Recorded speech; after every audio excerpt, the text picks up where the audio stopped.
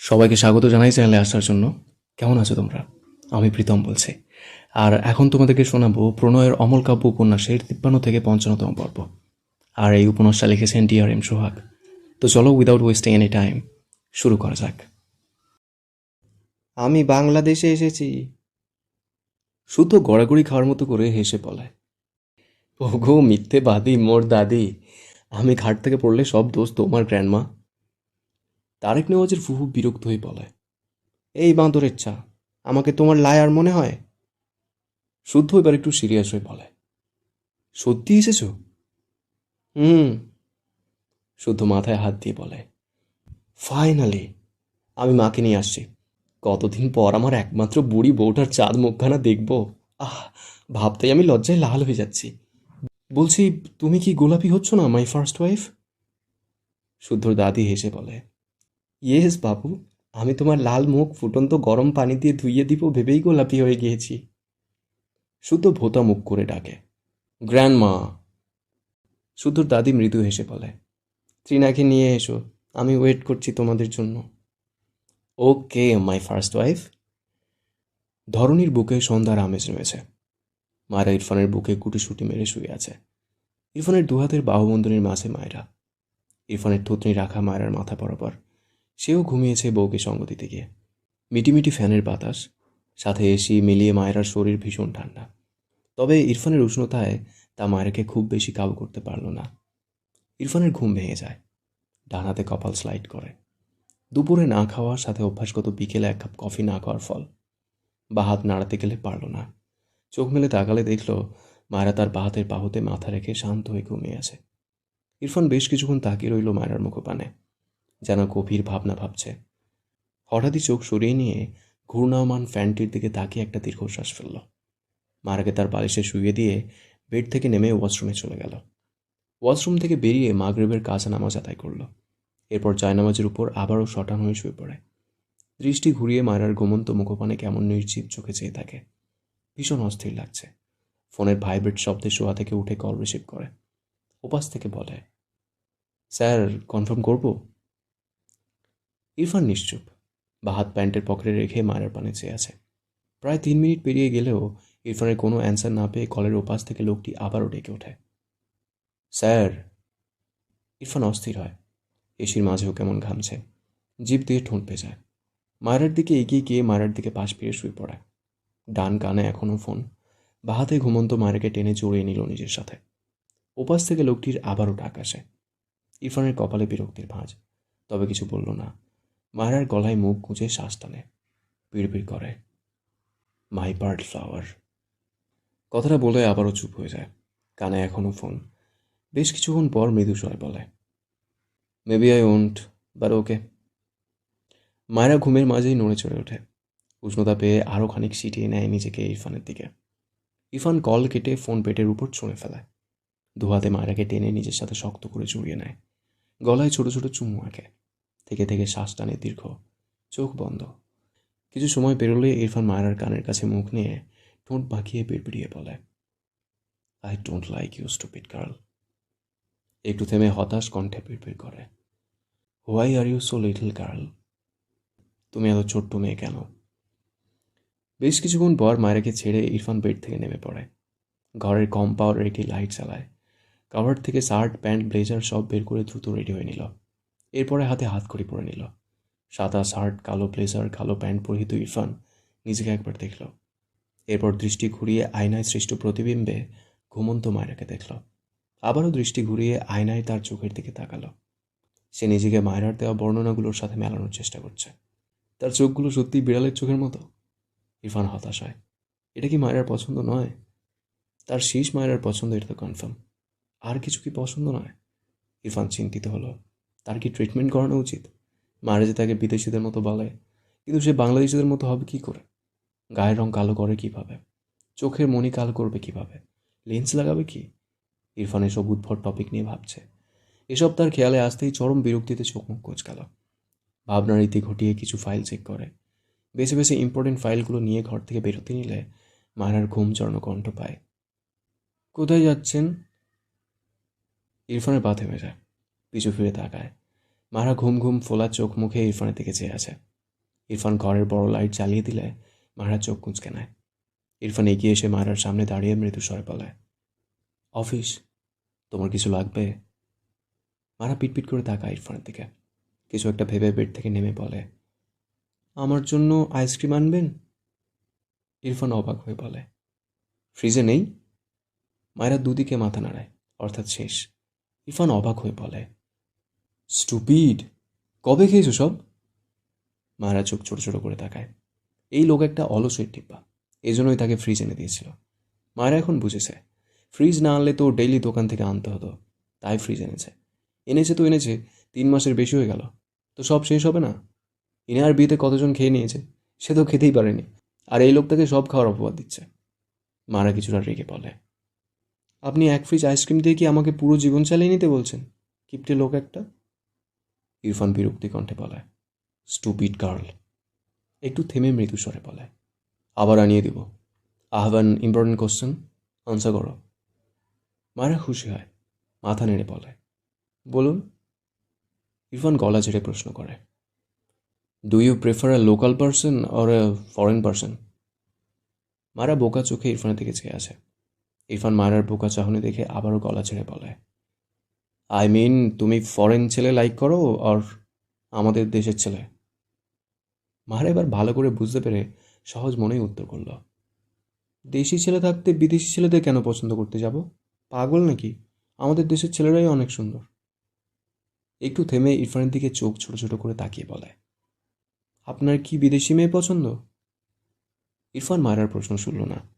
মায়েরার প্রথম কথা শুনেই তার যেমন হতাশ লাগলো তেমনি রাগ হলো। ডানাতে মায়েরার গাল চেপে রেখে বলে, স্টুপিড গার্ল, এখন থেকে বিদেশি ছেলেদের লাইক করবে, নয়তো থাপ্পড় দিয়ে সব দাঁত ফেলবো তোমার। কথাটা বলে ইরফান মায়েরার গাল ছেড়ে গটগট পায়ে ঘর থেকে বেরিয়ে যায়। মায়েরা অদ্ভুতভাবে ইরফানের দিকে চেয়ে থাকে, বিড়বিড় করে, খবিশ লোক, আমার দেশি ছেলে ভালো লাগে তাতেও এই লোকের সমস্যা, খবিশের দাদা একটা। ইরফান নিচে নেমে তার দাদির রুমে গিয়ে ডাকে, গ্র্যান্ডমা। ইরফানের দাদি ইরফানকে দেখে বেড থেকে নেমে আসে। ইরফানের মাথায় হাত বুলিয়ে বলে, আই থিঙ্ক বিয়ে করে তুমি অনেক শুকিয়ে গিয়েছো। ইরফান বিব্রত বোধ করে। ইরফানের দাদি আড়ালে মিটিমিটি হাসে, ইরফানকে বিব্রত করতে পেরে। ইরফান তার দাদির ফান ধরতে পেরে স্বভাবসুলভ গম্ভীর গলায় বলে, আই থিঙ্ক তুমি এখন আমার গ্র্যান্ডফাদারকে ছাড়াও অন্যের গ্র্যান্ডফাদারদের দেখা স্টার্ট করেছো। দ্যাটস ওয়াই তুমি ব্লাইন্ড হওয়ার পথে। ইরফানের দাদি থতমত খেয়ে তাকায়, কি ধরিবাজ ছেলে। এসব রেখে বলে, তুমি কি তোমার ওয়াইফকে লাইক করতে শুরু করেছো? ইরফান ভ্রুকুঞ্চকে বলে, নো। ইরফানের দাদি হেসে বলে, নো প্রবলেম, তুমি ওকে 100% লাইক করবে, আমি ম্যানেজ করব। ইরফান বাইরে যেতে যেতে ঠোঁট বাঁকিয়ে বলে, ওকে, ট্রাই ইট। মায়েরা বেডের উপর গুটিসুটি হয়ে বসে আছে। তার পাশেই সেই বিদেশিদের মতো বয়স্ক মহিলাটি বসে ফোনে কারোর সাথে কথা বলছে। কথা বলার মাঝে ইংলিশটাই বেশি বলেন। তিনি তারেক নেওয়াজের ফুফি, অর্থাৎ তারেক নেওয়াজের বাবার বোন। ইরফানের দাদা দাদি ইরফানের ছোটবেলাতেই মারা গিয়েছে।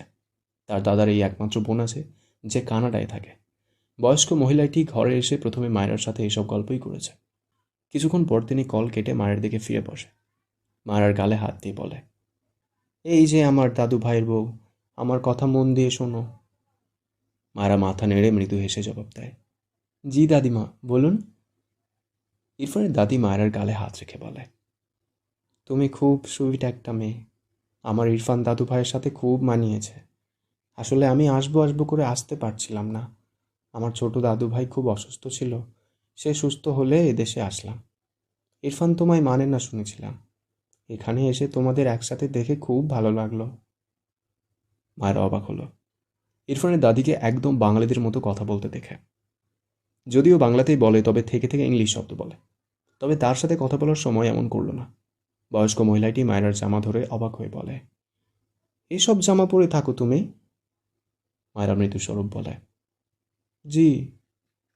ইরফানের দাদি হতাশ কণ্ঠে বলে, তোমার শাশুড়ির তো দেখি কোনো খেয়ালই নেই, ছেলে এমনিতেই বউ মানে না, বউটাকে ছেলের সামনে সাজিয়ে গুছিয়ে রাখবে, তা না করে উল্টে তোমাকে জামা পরিয়ে রাখে। আমার দাদুভাই তোমাকে ভালোবাসবে কিভাবে তাহলে? মায়েরা অদ্ভুতভাবে তাকায় ইরফানের দাদির দিকে। তিনি আবারও বলেন, তোমার শাশুড়ির এই বিয়েতে মত ছিল না, আমি সব জানি, তাই কোনো চিন্তা করো না, আমি তোমার জন্য সব নিয়ে এসেছি। আমি তোমাকে যা যা বলবো তুমি এখন থেকে সেসব করবে, বুঝেছো? মায়েরা পিটপিট চোখে চেয়ে থাকে। ইরফানের দাদি উঠে গিয়ে তার লাগেজ থেকে অনেক বড় একটি প্যাকেট বের করলো, সাথে 2টি গয়নার বাক্স। এরপর মায়েরার পাশে সেসব রেখে প্রথমে বড় প্যাকেটটির ভিতর থেকে অনেকগুলো শাড়ি বের করে। তার মধ্যে থেকে একটা কালো সিল্কের শাড়ি মায়েরার কাঁধে ধরে বলে, বাহ, খুব সুন্দর লাগছে। এখন এটা পরে এসো, যাও। মায়েরা কি বলবে বুঝলো না। বোকার মতো একবার শাড়ির দিকে তাকায়, আর একবার বয়স্ক মহিলাটির দিকে। তিনি মায়েরার গালে হাত দিয়ে বলে, তুমি বোকা মেয়ে নাকি? জানো না ছেলেদের এভাবে হাতে রাখতে হয়? বাঙালি মেয়ে হয়েও দেখছি কিছুই জানো না। আচ্ছা, তুমি যদিও ছোট, আমি এসব শেখানোর জন্যই এসেছি। তারেক আমাকে বিয়ের পর থেকেই আসতে বলছিল। সে যাক, এবার এসেছি, তোমাকে সব শিখিয়ে পড়িয়ে তবেই কানাডায় ফিরব। মায়েরাকে এখনও বোকার মতো চেয়ে থাকতে দেখে তিনি আবারও বললেন, এখন থেকে সব সময় শাড়ি পরবে। আমার ইরফান দাদু ভাইয়ের কাছে কাছে থাকবে। এসব জামা আর কখনো পরবে না। শাড়ি ছেলেদের দুর্বলতা। যদিও আমার ইরফান দাদু ভাই গুড বয়, তবুও ছেলেদের বিশ্বাস নেই। তাই এখন থেকে আমি যা বলবো সব মেনে চলবে, বুঝেছো? শাড়ি পরে সেজেগুজে থাকলে ইরফান তোমাকে নিয়ে ভাববে। মায়েরা বোকা চোখে চেয়ে বলে, আমি জামা পরলেও উনি আমার কথা ভাবে তো। ইরফানের দাদি ভ্রু কুঁচকে বলে, তোমাকে কোলে নিয়েছিল বলে তোমার এমন মনে হচ্ছে। ও তোমাকে হেল্প করেছে। বউয়ের ভালোবাসা আলাদা। এবার যাও, শাড়িটা পরে এসো। মায়েরা কথা বাড়ালো না, চুপচাপ এখানেই শাড়িটা পরে নিল। তার অস্বস্তি হচ্ছে, ব্লাউজের হাত কাটা, আর সাইজেও কেমন ছোট ছোট। যদিও মায়েরা শাড়ি দিয়ে মাথা ঢেকে নিয়েছে, মাথায় আঁচল দিয়ে কাঁধও ঢেকে নিয়েছে। ইরফানের দাদি অসন্তুষ্ট চোখে চাইলেন মায়েরার দিকে, এগিয়ে এসে বললেন, এভাবে পরলে হবে না। নো প্রবলেম, আমি ঠিক করে দিচ্ছি। এরপর তিনি শাড়ির আঁচল কাঁধে কুচি করে পরিয়ে দিলেন। সাথে মায়েরা কোমর ঢেকেছিল শাড়ি দ্বারা, তা উন্মুক্ত করে দিয়ে ঠিকঠাক করে দিয়ে বলে, এবার ঠিক আছে, এভাবেই শাড়ি পরবে, বুঝেছো? মায়েরা চোখ বড় বড় করে তাকায়, অসহায় কণ্ঠে বলে, দাদিমা, আমায় ক্ষমা করুন, আমি এভাবে পড়তে পারবো না। ইরফানের দাদি অবাক হয়ে বললেন, আরে মেয়ে, আমার ছেলের বউ তোমার চেয়ে অনেক বড়। সে এভাবে বাইরে যায়, আর তোমাকে আমি বাসায় থাকতে বলছি, এটাই পারছো না? পারতে হবে, বুঝেছো? মায়ের হাত পা ছড়িয়ে কাঁদতে ইচ্ছে করলো। সে পাগল নাকি? এভাবে সে ঘুরবে? অসম্ভব। একবার এই ঘর থেকে বেরোলে সে সব খুলে ফেলবে। ইরফানের দাদি মায়েরাকে বসিয়ে তার আনা গহনাগুলো পরিয়ে দিতে লাগলেন। গলায় একটি হার পরিয়ে দিলেন, দুহাতে পালা, কানে দুল, ডান হাতের অনামিকা আঙুলে একটি আংটি পরিয়ে দিলেন, সবগুলো সোনার। সব শেষে হাতে ছোট্ট একটা নোজ পিন দিয়ে বললেন, তোমার নাক ফুটো আছে? মারা মাথা ঝাঁকালো, অর্থাৎ আছে। ইরফানের দাদি নোজ পিন পরিয়ে দিতে নিলে মারা নিজেই আয়না দেখে পরে নিল। তার বিয়ের কয়েকদিন আগে তার মা নাক ফুরিয়ে দিয়েছিল, এরপর একটা ছোট্ট সোনার রিং পরিয়েও দিয়েছিল। মায়েরা রাগ করে খুলে দিয়েছিল তাকে বিয়ে দিয়ে দেওয়ার জন্য। পড়ার সময় একটু ব্যথা পায়, তবে ফুটো বন্ধ হয়নি এখনো। মায়েরা ইরফানের দাদির সামনে আসলে তিনি মায়েরা থুতনিতে হাত দিয়ে বললেন, খুব সুইট লাগছে তোমাকে। এসব গহনা কখনো খুলবে না, আর এভাবেই শাড়ি পরবে সব সময়। কিছু একটা ভেবে প্রশ্ন করে, কতদিন হলো ইরফানের সাথে এক রুমে থাকছো? মায়েরা বোকা চোখে চেয়ে থাকে। ইরফানের দাদি আবারও বললেন, তোমাদের মধ্যে কিছু হয়নি, তাই না? মায়েরা প্রশ্নাত্মক চোখে চেয়ে বলে, কি হবে? ইরফানের দাদি কপাল চাপড়ালেন, গলা আরেকটু নিচু করে সময় নিয়ে কিছু বোঝানোর মতো করে বলতে লাগলেন। মায়েরা চোখ বড় বড় করে শব্দ করে বলে ওঠে, আস্তাগফিরুল্লাহ। ইরফানের দাদি ভ্রু কুঁচকে বলে, আস্তাগফিরুল্লাহ নয়, বলো আলহামদুলিল্লাহ। মায়েরা দ্রুত বসা থেকে দাঁড়িয়ে বলে, দাদিমা, আমার বাথরুম পেয়েছে। বয়স্ক ভদ্রমহিলাটি বলে উঠলেন, পরে যেও, আগে আমার কথা শেষ করতে দাও, নয়তো স্বামীরা অন্য মেয়ের কাছে চলে যায়। আমার ছেলের ক্ষেত্রে এমনটাই হয়েছিল। খুবই বাজে ব্যাপার হয়, তাই তোমাকে আগেই শিখিয়ে দিচ্ছি। এসো। মায়েরার কেঁদে দেওয়ার মতো অবস্থা, মাথা নেড়ে বলে, সত্যি দাদিমা, আমার বাথরুমে যেতেই হবে। আচ্ছা, আমার বাথরুমে যাও। কিন্তু আমার তো সবার বাথরুমে গেলে বাথরুমের চাপ আসে না। হোয়াট? মায়েরা কোনো রকমে ঘর থেকে বেরিয়ে যেতে নিলে ইরফানের দাদি বলে, এই শাড়িগুলো নিয়ে যাও। মায়েরা দ্রুত পিছু ফিরে শাড়িগুলো নিয়ে নেয়, নয়তো আবারও এনার সামনে পড়তে হবে। এরপর কোনো কথা না বলে এক প্রকার দৌড়ে ঘর থেকে বেরিয়ে যায়। পিছন থেকে ইরফানের দাদি বলে, আবার আসবে কিন্তু, আরও অনেক কিছু শেখানোর বাকি আছে তোমাকে। মায়েরা বিড়বিড় করল, জীবনে না, ইনি না যাওয়া পর্যন্ত আমি ঘর থেকে বেরিয়ে হব না। কী সব কথা বলে, ছি। মায়েরা তার ঘরে যেতে গিয়েও থেমে গেল। হায় হায়, সে তো অনেক খোলামেলা হয়ে আছে। ছাদের সিঁড়ি থেকে চোখ পড়লে দেখলো ফারা আর ইনা ছাদের দিকে যাচ্ছে। ইনার চোখে মায়েরাকে পড়লেই মেয়েটা অবাক হয়, তবে বুঝলো এসব দাদির কাজ। মৃদু হেসে মায়েরাকে বলল, মায়েরা, ছাদে এসো। মায়েরা সম্মতি দিয়ে দ্রুত ইরফানের ঘরে গিয়ে শাড়িগুলো এক জায়গায় রেখে শরীরে একটি ওড়না জড়িয়ে নিজেকে ঢেকে নিল। এবার ভালো লাগছে। এরপর সময় ব্যয় না করে ছাদের উদ্দেশ্যে এগোলো। রাতে ছাদে যেতে তার অনেক ভালো লাগে। সাথে দুজন সঙ্গে থাকলে তো কথাই নেই। মা, তোমার সাথে আমার কিছু কথা আছে। ত্রিনা বেগম শুদ্ধর কথায় বেডের উপর বসে বললেন। এখানে এসে বস। এত ব্যস্ত থাকিস, ভাবছি গ্রামে চলে যাবো এবার। শুদ্ধর মন খারাপ হলো। তার মা গ্রামে একা থাকলে তার একা একা এখানে থাকতে ভালো লাগে না। এগিয়ে এসে মায়ের পাশে বসল শুদ্ধ। এক পা বেডের উপর রেখে তার মায়ের দু হাত ধরে দুঃখ দুঃখ মুখ করে বলে, আমাকে কি তুমি অর্ধেক মাস পেটে রেখেছিলে মা? ত্রিনা বেগম ভ্রু কুঁচকে বলেন, অর্ধেক মাস মানে? অর্ধেক মাস রাখলে তুই বাঁচতি? শুধু আগের চেয়েও দুঃখ দুঃখ মুখ করে বলল, 10 মাস পেটে রাখলে এখন খেয়াল রাখার বেলায় কিপটামি করছো কেন? আমার মনে হচ্ছে তোমার ভুলে যাওয়ার রোগ আছে। আমাকে অর্ধেক মাস পেটে রেখেছো তো, তাই বছরের অর্ধেক সময় আমাকে আর মনে পড়ে না তোমার। বলছি, বাকি অর্ধেক মাস আমাকে কে পেটে ধরেছিল গো? ত্রিনা বেগম বিরক্ত চোখে শুদ্ধর দিকে চেয়ে আছে। শুদ্ধ হতাশ কণ্ঠে বলল, বলো বলো, বাকি 5 মাস কে আমাকে ধার নিয়ে তার পেটে রেখেছিল? আহারে, সেই মাকে এখনও দেখতেই পেলাম না। তুমি কি হিংসুটে মা, যে তোমার ছেলেকে ধার নিয়ে এত কষ্ট করে তার পেটে রাখলো, তাকে একবার আমার কাছে আনবে না? ইস, কি যে কষ্ট হচ্ছে আমার। ত্রিনা বেগম শুদ্ধর কান টেনে ধরে বলে, এই বাঁদর, তোকে কে পেটে ধরবে? তোর মতো বাঁদরকে পেটে ধরবে ভাবলেই তো মানুষ বেহুশ হয়ে যাবে। আহ মা, ছাড়ো। আমার আরেক মাকে দেখতে চেয়েছি বলে তুমি চরম হিংসুটের পরিচয় দিচ্ছ। তুমি আমাকে যতই বাধা দাও না কেন, আমি 7 সমুদ্র 13 নদী পাড়ি দিয়ে তাকে ঠিক খুঁজে নিব। তুমি কখনোই আমাদের মাঝে বাধা হতে পারবে না। এই বাঁদর, থামবি তুই?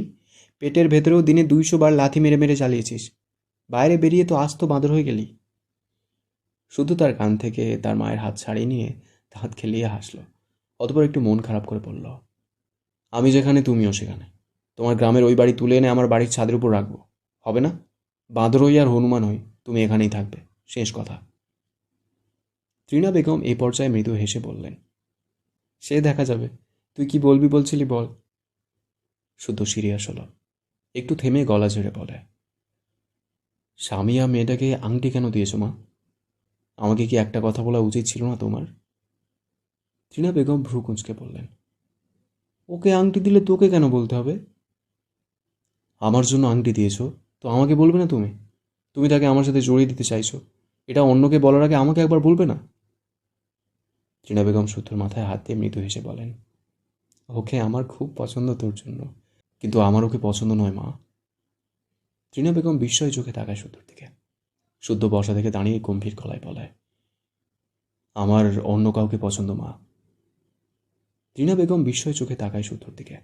অবাক কণ্ঠে বলে, স্বামী আর কি হবে তাহলে? ওকে আমি বলেছি ওকেই আমার বৌমা বানাবো। ও তো কষ্ট পাবে বাবা, তুই তো আমাকে আগে বলিসনি তোর অন্য কাউকে পছন্দ। শুদ্ধ হঠাৎই চেঁচিয়ে বলে, আমি কিভাবে বলবো? তুমি আমাকে সেই সুযোগটাই তো দাওনি। আমাকে না জানিয়ে অন্য কাউকে কথা দিয়ে দিয়েছো, আমার বাড়ি এনে রেখে দিয়েছো, সে আমার সেবা করছে আমার বউ হবে বলে, অথচ আমি জানি না।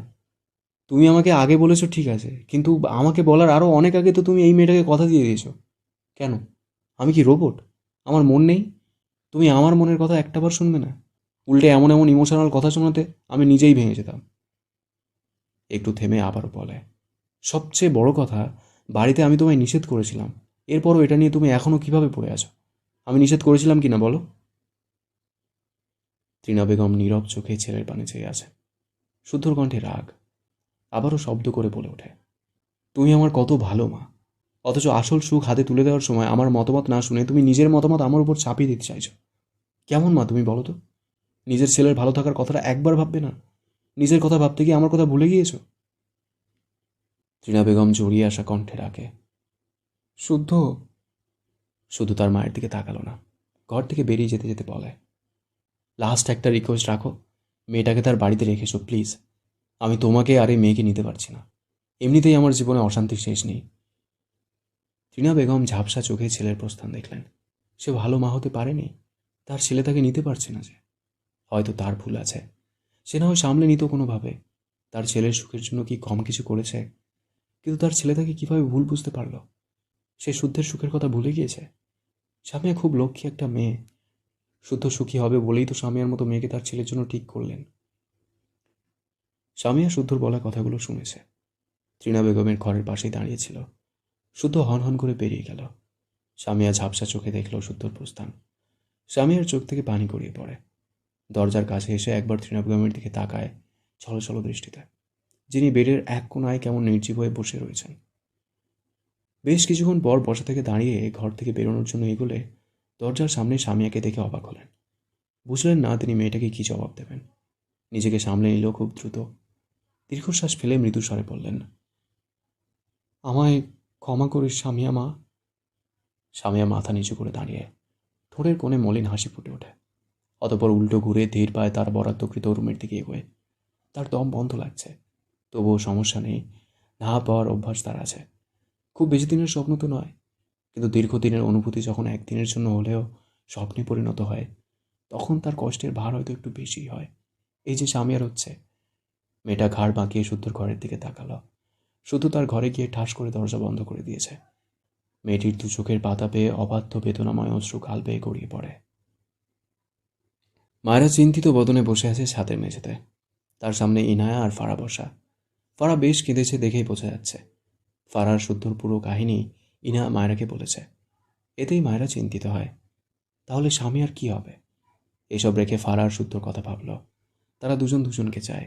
এখানে স্বামীয়া মেয়েটা তো তৃতীয় ব্যক্তি। মায়েরা ভাবল সে ত্রিনা বেগমের সাথে কথা বলবে না হয়, কিন্তু এখন শুদ্ধ ভাইয়াকে ফারার কাছে কিভাবে আনা যায়? কিছু একটা মাথায় আসতেই চুটকি বাজিয়ে বলে, আইডিয়া! ফারাবু, চিন্তা করো না, শুদ্ধ ভাই তোমার দিকে লাফাতে লাফাতে আসবে। ফারা বোকা চোখে বলে, কিভাবে? মারা বসা থেকে দাঁড়িয়ে বলল, ম্যাজিক করব। তুমি ইনায় আপুর সাথে থাকো, আমি সব ঠিক করে দিচ্ছি, ওয়েট। কথাটা বলে এক প্রকার দৌড়ে সিঁড়ি বেয়ে নামতে থাকে। ইরফানের ঘরে প্রবেশ করে। ওয়াশরুম থেকে পানির কলকল শব্দে বুঝল ইরফান ওয়াশরুমে। মায়ের ইরফানের ফোন গুঁজল, 2 মিনিটেই পেয়ে গেল। অন করলে পাসওয়ার্ড দেখে চিন্তিত হলো না। সে ইরফানকে অনেকবার খুলতে দেখেছে। Password bird flower. মায়েরা জানে না এটা আসলে কি। বাংলা অর্থ তো পাখি ফুল হয়, পাখি নাকি ফুল? এসব ভাবনা রেখে সে শুদ্ধ নাম্বারে একটা মেসেজ পাঠিয়ে সেটা ডিলিট করে দেয়। এরপর ইরফানের ফোন রাখতে গিয়েও কি মনে করে ফটোসের মধ্যে গিয়ে ক্লিক করলে প্রথমেই ছোট ছোট অনেকগুলো পিক ভেসে ওঠে স্ক্রিনে। মনে হলো স্কুল ড্রেস পরা কোনো মেয়ের অনেক পিক। মায়েরা পিকের উপর ক্লিক করার সাথে সাথেই ইরফান তার হাত থেকে ছোঁ মেরে ফোনটা কেড়ে নেয়। মায়েরা দেখতেই পারল না। দ্রুত হাত বাড়িয়ে বলে, আরে দেখি দেখি, ওটা কার পিক? ইরফান তার ফোনের আলো অফ করে বেডের উপর ছুঁড়ে ফেলে। মায়ের দিকে রেগে তাকায়। মায়েরা ইরফানকে তার দিকে রেগে তাকাতে দেখে আমতা আমতা করে। সে তো না বলে লোকটার ফোন নিয়েছিল। ইরফান রেগে তাকালেও মুহূর্তেই দৃষ্টিতে একরাশ শীতলতা ভিড় করে। কেমন অন্যরকম লাগলো মায়েরাকে। বিকেলেও তো স্বাভাবিক লেগেছে। পা থেকে মাথা পর্যন্ত চোখ বুলায়। কালো সিল্কের শাড়ি পরা, গলায় নেকলেস টাইপ কিছু লাগলো ইরফানের কাছে। হাতে বালা, কানে দুল, সবশেষে নাকের ডান পাশে জলজল করা ছোট্ট কিছুতে ইরফানের চোখ আটকায়। মারা ঢোক গেলে লোকটার ফোন নেওয়ায় তাকে কি করবে? সুযোগ মতো ঘর থেকে এক দৌড়ে বেরিয়ে যায়। ইরফান বিরক্তি চোখে তাকায়। বড় বড় পা ফেলে মায়েরাকে ধরতে চায়। মায়েরা বাইরে বেরিয়ে ইরফানের দাদিকে এদিকে আসতে দেখে চোখ বড় বড় করে আবারও উল্টো ঘুরে ভেতরে প্রবেশ করতে নিলে, ইরফানের বুকে ধাক্কা খেয়ে পড়তে নিলে ইরফান ডান হাতে মায়েরাকে টেনে তার সাথে চেপে ধরে, বা হাতে ডোর লক করে দেয়। মায়েরা অসহায় কণ্ঠে বলে, আপনার ফোন দিয়ে আমি অনেক গুরুত্বপূর্ণ কাজ করেছি, প্লিজ কিছু বলবেন না। ইরফান মৃদু স্বরে বলে, লক জানলে কি করে? মায়েরা ধরা পড়ার মতো করে বলে, ভুল করে দেখে ফেলেছিলাম, সরি। মায়েরা ইরফানকে তার দিকে শান্ত চোখে চেয়ে থাকতে দেখে বলে, একটা কথা বলি?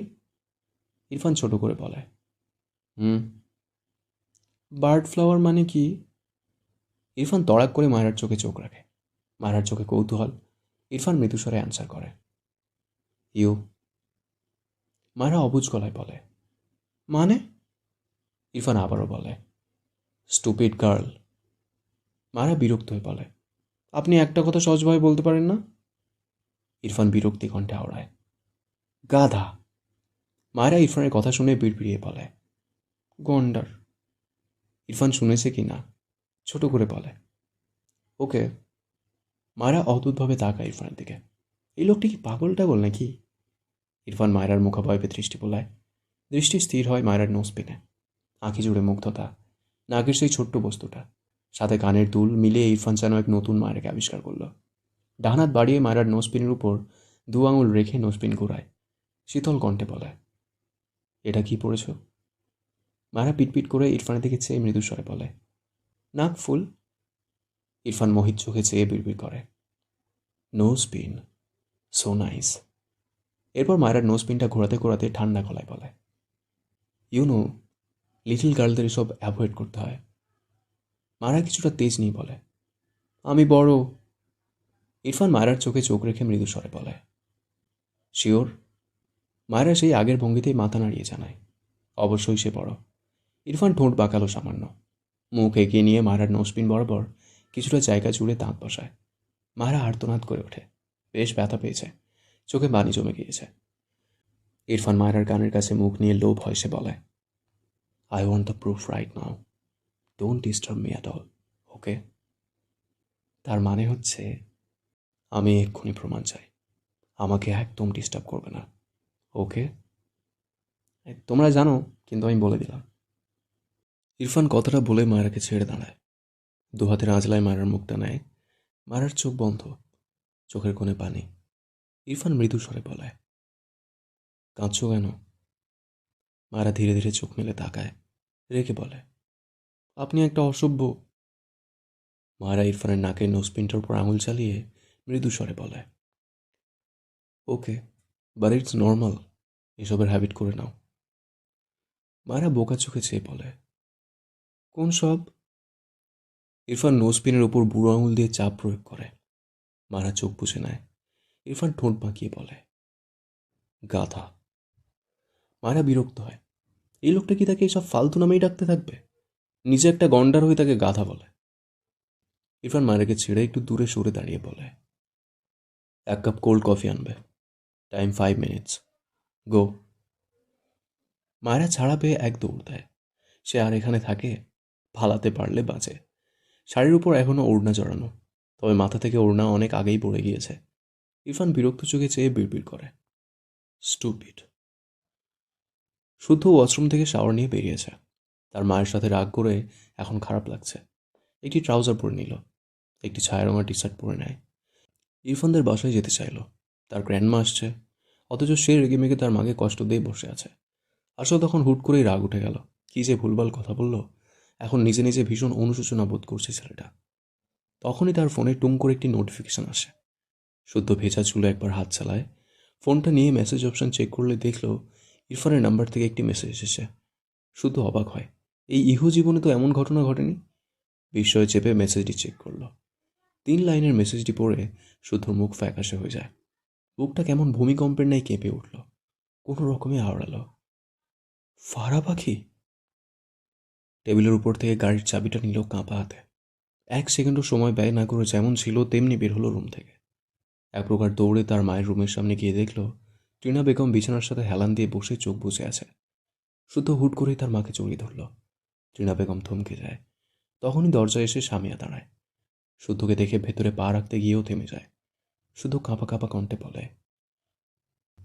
সরি মা, আমি জানি তুমি আমার বেস্ট মা। প্লিজ মা, তুমি আমার কথায় কষ্ট নিও না। রেগে বলে ফেলেছি, আমায় ক্ষমা করো মা। ত্রিনা বেগমের হৃদয়ে এক প্রশান্তির হাওয়ায়।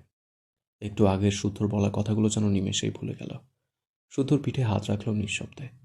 শুধু তার মাকে ছেড়ে তার মায়ের দুহাত আঁকড়ে ধরে কাঁপা কণ্ঠে বলে, মায়ের অভিশাপ খুব খারাপ। তুমি কি আমার কথায় কষ্ট পেয়ে আমায় অভিশাপ দিয়েছিলে মা? ত্রিনা বেগম বিস্ময় চোখে তাকালেন ছেলের দিকে। শুদ্ধর চোখ দুটো লাল। ভদ্রমহিলা শুদ্ধর গালে হাত দিয়ে বলে, সন্তান যত বড় অপরাধী করুক না কেন, মায়েরা কখন তাদের সন্তানদের খারাপ চায় না বাবা। শুদ্ধ অসহায় কণ্ঠে বলে, তবে আমার ফারা ভালো কেন নেই মা? ওর অবস্থা ভালো নয়। ওর কিছু হয়ে গেলে আমি কিভাবে? কথা জড়িয়ে আসে। আবারও বলে, আমার ফারার জন্য দোয়া করবে মা। ওর কিছু হলে আমার বাঁচা মুশকিল হয়ে যাবে। প্লিজ মা, তুমি দোয়া করো। টিনা বেগম বিস্ময় চোখে তাকায়। ফাইজের বোন ফারার কথা বলছে শুদ্ধ? শুদ্ধর চোখের কোণে জমা চিকচিক ঝলকনা টিনা বেগমের চোখ এড়ায় না। তার ছেলেটা এই মেয়েটার জন্য এত ভাবে, আর সে আরেকজনের সাথে শুদ্ধকে বাঁধতে চাইছিল। নিজেকে সামলে বললেন, করবো দোয়া। শুদ্ধ আবারও তার মাকে জড়িয়ে ধরে বলে, থ্যাংক ইউ মা। এরপর তার মাকে ছেড়ে বসা থেকে দাঁড়িয়ে ঘর থেকে বেরিয়ে যেতে যেতে বলে, আমি ওর কাছে যাচ্ছি মা। ত্রিনা বেগম অবাক হয়ে শুধু দেখলেন তার ছেলেটাকে। শুদ্ধ ঘর থেকে বেরোনোর সময় স্বামীর সাথে ধাক্কা খেতে গিয়ে নিজেকে সামলে নেয়। মাথা নিচু করেই জড়িয়ে যাওয়া কণ্ঠে বলে, সরি, আমার ফারাকে অভিশাপ দেবে না প্লিজ। ওর কোনো দোষ নেই। আমি এগেইন সরি। কথাগুলো বলে দ্রুত পায়ে বাড়ির বাইরে বেরোতে অগ্রসর হয়। ডান হাতের বুড়ো আঙুলের সাহায্যে চোখের কোণে লেগে থাকা পানি ছিটকে ফেললো একবার। স্বামীয়া পিছন থেকে শুদ্ধকে শুধু দেখেই গেল। তার আফসোস হলো, শুধুর এত ভালোবাসা না পাওয়ার আফসোস। ফারাকে ভাগ্যবতীর তালিকায় রাখলো। মনে মনে খুব করে চাইল শুদ্ধ আর ফারা যেন খুব ভালো থাকে। চাইতে কষ্ট হলেও চাইল, কারণ শুদ্ধ যে সে মেয়েকে ভালোবাসে, তা আবার অল্প নয়, অনেক বেশি। সে হয়তো শুদ্ধকেই এতটা ভালোবাসতে পারেনি এখনো। তবুও ভীষণ আক্ষেপ হলো এমন মানুষের ভালোবাসা না পাওয়ার আক্ষেপ। ভেজা চোখ জোড়া, মলিন মুখ, নির্জীব দৃষ্টি নিয়ে শূন্য দৃষ্টিতে তাকিয়ে রইল মেয়েটা। ইরফানের দেওয়া হসপিটালের অ্যাড্রেস অনুযায়ী শুদ্ধ এসে পৌঁছায়। এক প্রকার দৌড়িয়ে হসপিটালের ভেতর প্রবেশ করে। রিসেপশনে গিয়ে ফারা নামের পেশেন্ট কোন রুমে তা জিজ্ঞেস করলে সেখান থেকে জানায় এই নামের কোনো রোগী নেই। শুদ্ধ দ্রুত পকেট থেকে ফোন বের করে ইরফানের নাম্বারে কল করে, কিন্তু পায় না। সে সময় নষ্ট না করে দ্রুত হসপিটালের একদম ভেতরে গেল। যেতে যেতে ফাইজকে কল করলো, সেও কল ধরলো না। শুদ্ধর এত রাগ হলো সবগুলোর উপর, এরা কল ধরে না কেন। এসব রেখে শুদ্ধ প্রায় পুরো হসপিটাল খুঁজল। এত বড় হসপিটাল, খুঁজতে খুঁজতে ছেলেটা নাজেহাল। তার মাথা কাজ করছে না। ফারা কোথায়? হসপিটালের কোথাও ফারাকে না পেয়ে শুদ্ধ বেরিয়ে আসে হসপিটাল থেকে। রাস্তার ধারে বসে দুহাতে মাথার চুল টেনে ধরা গলায় বিড়বিড় করে, এ ফারা পাখি, কোথায় তুমি? উফ, আর জীবনে কাঁদাবো না তোমায়, প্লিজ এসো। মায়েরা ইরফানকে কফি দিতে না গিয়ে ছাদে এসেছে। ফারা রিনার সাথে বসে আবারও গল্প করছে। সে যে কাজ করে এসেছে এটা তো বলাই হলো না। অতঃপর বলে ওঠে, ফারা আপু, শুদ্ধ ভাইয়া খুব তাড়াতাড়ি তোমার দিকে ধেয়ে আসছে। ইনা চোখ ছোট ছোট করে বলে, তুমি কিভাবে জানলে মায়েরা? মায়েরা ফিস করে বলে, তোমাদের ইরফান ভাইয়ের ফোন থেকে শুদ্ধ ভাইয়াকে মেসেজ করেছি, ফারা অ্যাক্সিডেন্ট করেছে, অবস্থা খুব ক্রিটিক্যাল, আর একটা হসপিটালে অ্যাড্রেস লিখে দিয়েছি। তোমাকে মেরেছে, এজন্য এটা ছোটোখাটো শাস্তিও হয়ে গেল, সাথে তোমার কাছে ছুটতে ছুটতে আসবে। কেমন লাগলো? মারার কথা শুনে ইনা আর ফারা দুজনেই চোখ বড় বড় করে তাকায়। ইনা মাথায় হাত দিয়ে বিস্ময় কণ্ঠে বলে, মায়েরা এটা কি করেছো তুমি? ফারা ভীতর স্বরে বলে, শুদ্ধ ভাই জানতে পারলে আমায় মেরেই ফেলবে আজ। মায়েরা মৃদু হেসে বলে, দ্রুত সম্পর্ক ঠিক করতে চাইলে একটু আদ্র রাগই ভালো। শুদ্ধ ভাইয়া কষ্ট পাবে জানি, কিন্তু তুমি সেখানে অনেক ভালোবাসাও খুঁজে পাবে। তোমার মনে যে একটু রাগ আছে মার খেয়ে, এত ভালোবাসা পেয়ে সব ভুলে যাবে, বুঝলে? ফারা অবাক হলো মায়ের কথা শুনে। এতটুকু মেয়ের কাছে ফারা হয়তো এত গুছানো কথা আশা করেনি। ইনা চোখ ছোট ছোট করে চেয়ে বলে, ভাইয়ের হাতে আগে মার খেয়ে খেয়ে মনে হচ্ছে তুমি অভিজ্ঞ হয়ে গিয়েছো মায়েরা। তাছাড়া তোমাকে মারের জন্য ভাইয়ের জন্য কী শাস্তি রেডি করছো? শুদ্ধ ভাই তো ফারাবুকে মাত্র একবার মেরেছে। মায়েরা মন খারাপ করে বলে, তোমাদের তো পরিবার আছে, তাই একটু আধটু জামাইকে শাস্তি দিয়ে বাবার বাড়িতে গিয়ে থাকতে পারবা, কিন্তু বলতে গিয়েও থেমে যায়। অতঃপর নিজেকে সামলে বলে, তোমার ভাই একটা খবিশ লোক, আমার নাক। বলতে বলতে থেমে গেল। মেকি হেসে বলল, মানে তোমার ভাইয়া গন্ডার। মারার কথায় ফারা হেসে বলে, তুমি ইরফান ভাইয়ের এসব কি নাম দিয়েছ? এসব শুনলে তো ইরফান ভাই তোমাকে আরও মারবে। ইনা হঠাৎই মারার পিছনে তাকিয়ে বলে ওঠে, ভাইয়া কিছু বলবে? ইনার কথায় মারা চোখ বড় বড় করে তাকায়। ইনার চোখ অনুসরণ করে দ্রুত পিছু ফিরে মাথা উঁচু করে তাকায়। ইরফানকে গম্ভীর চোখে তার দিকে চেয়ে থাকতে দেখে ঢোক গেলায়। সে তো কফি নিয়ে যায়নি। এই লোকটার মতিগতি ভালো না। মায়েরা ঢোক গিলে কিছু বলার আগে ইরফান ঝুঁকে মায়েরাকে কোলে তুলে নিল। মায়েরা চেঁচিয়ে ওঠে। ইরফান বড় বড় পা ফেলে ছাদ থেকে সিঁড়ি বেয়ে নামতে থাকে। ইনা ফারা কিছু বলল না। ফারার তো টেনশনে ঘাম ছুটে যাচ্ছে, এমনিতেই জ্বর একেবারে ছাড়ছে না। মারা অসহায় কণ্ঠে বলে, আমায় ছেড়ে দিন প্লিজ, আমি কোল্ড কফি বানাতে পারি না। ইরফান সিঁড়ি বেয়ে নামতে নামতে গম্ভীর গলায় বলে, নো নিড। ইরফান ঘরে গিয়ে মারাকে বেডের উপর বসিয়ে ডোর লক করে দেয়। এরপর এগিয়ে এসে মারার দিকে চেয়ে শার্টের বোতাম খুলতে থাকে। মারা চোখ বড় বড় করে তাকায়। ইরফানের দাদির কথাগুলো মনে পড়লে তার শরীরে কাঁপন ধরে। মায়েরা দ্রুত বেডের অপর পাশ দিয়ে নামতে গেলে ইরফান মায়েরার হাত টেনে রেগে বলে, ডিস্টার্ব নট অ্যালাউড। ইরফানের পকেটে অনেকক্ষণ থেকে ফোন ভাইব্রেট হচ্ছে। ইরফান ডান হাতে প্যান্টের পকেট থেকে ফোন বের করে 70 নাম্বার থেকে বিরক্ত হয়। কল রিসিভ করে কিছু না শুনেই রেগে দাঁতে দাঁত চেপে বলে, ডোন্ট ডিস্টার্ব মি। কথাটা বলেই ফোন অফ করে ছুঁড়ে ফেলে দেয়। মারা তার হাত ছাড়িয়ে নিতে চায়, ভীতু কণ্ঠে বলে, আমায় ছেড়ে দিন। ইরফান ডান হাতে গায়ের শার্ট খুলে ছুঁড়ে ফেলে। মারার গায়ে জড়ানো ওড়নাটা টেনে ছুঁড়ে ফেলে। মারার অবস্থা বেহাল, কাঁধ উন্মুক্ত হয়ে যায়। সাথে শাড়িটা বেশ খোলামেলাভাবে পরানোয় মারাকে ইরফানের কাছে কেমন অন্যরকম লাগলো। ইরফান মায়েরার সামনে বসে মায়ের মুখপানে তাকায়, চোখে মুখে মাদকতা। মায়েরা ইরফানের দৃষ্টিতে থমকায়। ইরফানের বুকে দু হাতে ঠেলে কাঁপা কণ্ঠে বলে, কি করবেন আপনি? ইরফান দু হাতে মায়েরাকে টেনে তার সাথে জড়িয়ে নেয়। গলায় মুখ গুজে পিড়পিড় করে, তুমি বড় হয়েছ তার প্রুফ নিব স্টুপিড গার্ল, একদম ডিস্টার্ব করবে না। মায়েরা থেমে থেমে বলে, না, আমি বড় হইনি, আমাকে ছেড়ে দিন। ইরফান বিরক্ত চোখে তাকায় মায়েরার দিকে, মৃদু স্বরে বলে, বলেছি না ডিস্টার্ব করবে না, থাপ্পড় দিয়ে সব দাঁত ফেলবো তোমার। মায়েরা ঢোক গেলায়। ইরফান ডান হাতে মায়েরার কাঁধে থাকা আঁচল টান মেরে নামিয়ে দেয়। মায়েরা দ্রুত ইরফানের সাথে লেগে যায়, যেন ইরফান তাকে দেখতে না পায়। মায়েরা কাঁপা কণ্ঠে বলে, আমি বাড়ি যেতে চাই ভাই। ইরফান বিরক্তি কণ্ঠে বলে, তোমার চুনোপুটি ভাই আমার থেকে তোমাকে বাঁচাবে? মায়েরা ঢোক গিলে বলে, আমায় ছেড়ে দিন। মায়েরার শরীর হালকা কাঁপছে। ইরফান জোর করে মায়েরাকে নিজের থেকে ছাড়িয়ে নিল। মায়েরা দু হাতে ইরফানকে ঠেলে সরিয়ে দিতে চায়। ইরফান কয়েকবার মায়েরার আঁচল ফেলে রাখা বডিতে দৃষ্টি বুলায়। শুকনো ঢোক গিলে মায়েরাকে টেনে তার উন্মুক্ত বুকে আবারও জড়িয়ে নেয়। গলায় নাক ঘষে জড়ানো কণ্ঠে বলে, I want to eat you. মায়েরা মুচড়ামুচড়ি করে নিজেকে ছাড়াতে চায়। ইরফান হাতের বাঁধন হালকা করল। মায়েরা দ্রুত ইরফানের দিকে সরে যায়। শাড়ির আঁচল তুলতে নিলে ইরফান মায়েরকে ঠাস করে বেডের উপর শুইয়ে দিয়ে মায়েরকে বেডের সাথে চেপে ধরে। মায়েরা চোখ বড় বড় করে তাকায়। ইরফান রেগে বলে, স্টুপিড গার্ল, আমাকে রাগাচ্ছ কেন? ইরফান রেগে বললেও কথার টোন কোমল। মায়েরা ভয় পায়, কান্নামাখা গলায় বলে, প্লিজ আমাকে ছেড়ে দিন, আমি ছোট। ইরফান মায়েরার গলায় মুখ গুঁজে এলোমেলো কণ্ঠে বলে, ডিস্টার্ব করো না, তোমাকে পুরো বাসা ভর্তি চকলেট আইসক্রিম এনে দেব, ওকে? মায়েরা ঢোক গেলে। ইরফানকে তার আপাতত একটা মাতাল লাগছে।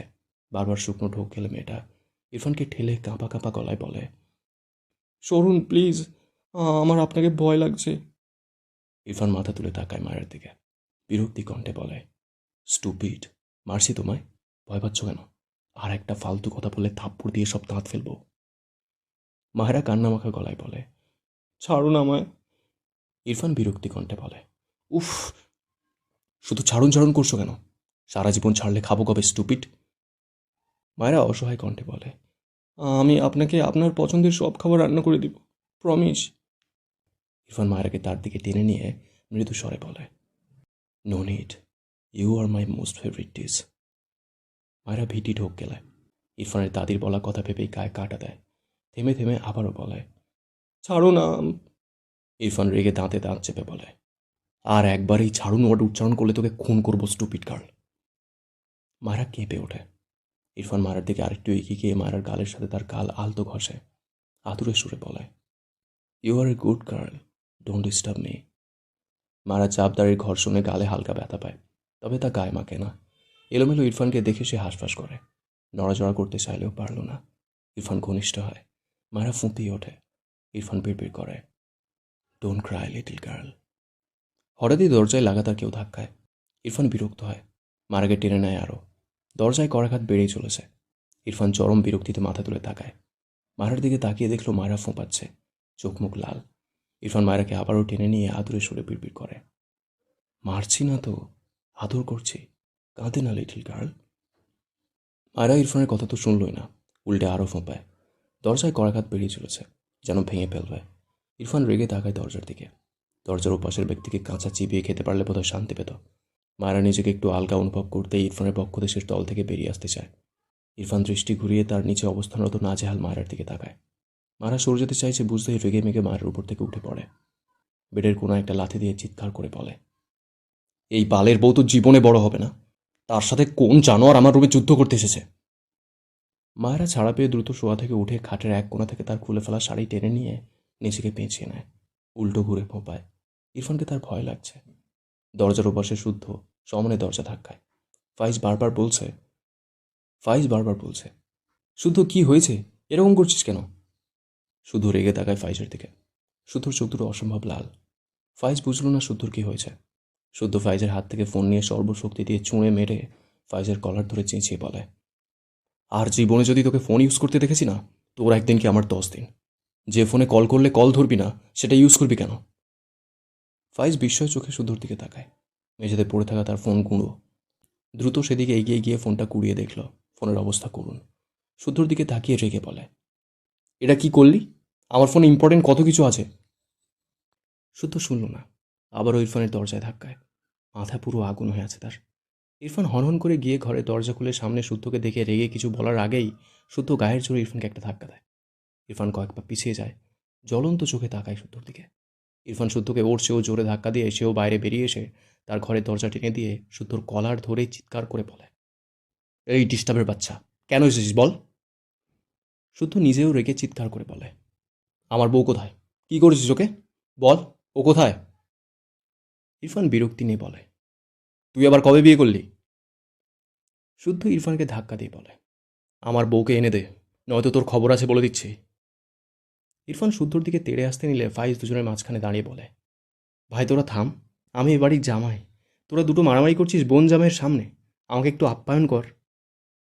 শুদ্ধ ফাইজকে তার সামনে থেকে সরিয়ে ইরফানের দিকে চেয়ে রেখে বলে, আমার ফারা কোথায় বল? ইরফান ভ্রু কুঁচকে বলে, আই ডোন্ট নো। শুদ্ধর রাগে মাথা ফেটে যাচ্ছে। এর সাথে ফারাকে পাঠালো, ওর ফোনে মেসেজ দিল ফারার মারাত্মক অ্যাক্সিডেন্ট হয়েছে, হসপিটালের অ্যাড্রেস দিল, এখন বলছে আই ডোন্ট নো। রেগে মেগে ইরফানের দিকে তেড়ে যেতে নিলে ফাইজ শুদ্ধকে টেনে ধরে বলে, আরে ফারা তো এ বাড়িতেই, ওকে আর ইনায়াকে নিতেই তো আসলাম আমি। শুদ্ধ ফাইজের দিকে চেয়ে অবাক হয়ে বলে, ওর অ্যাক্সিডেন্ট হয়নি? কার? ফারার। শুদ্ধর কথা ফাইজ ইরফান কেউই বুঝল না। শুদ্ধ ইরফানের দিকে চেয়ে বলে, তুই আমাকে মেসেজ দিসনি ফারা অ্যাক্সিডেন্ট করেছে?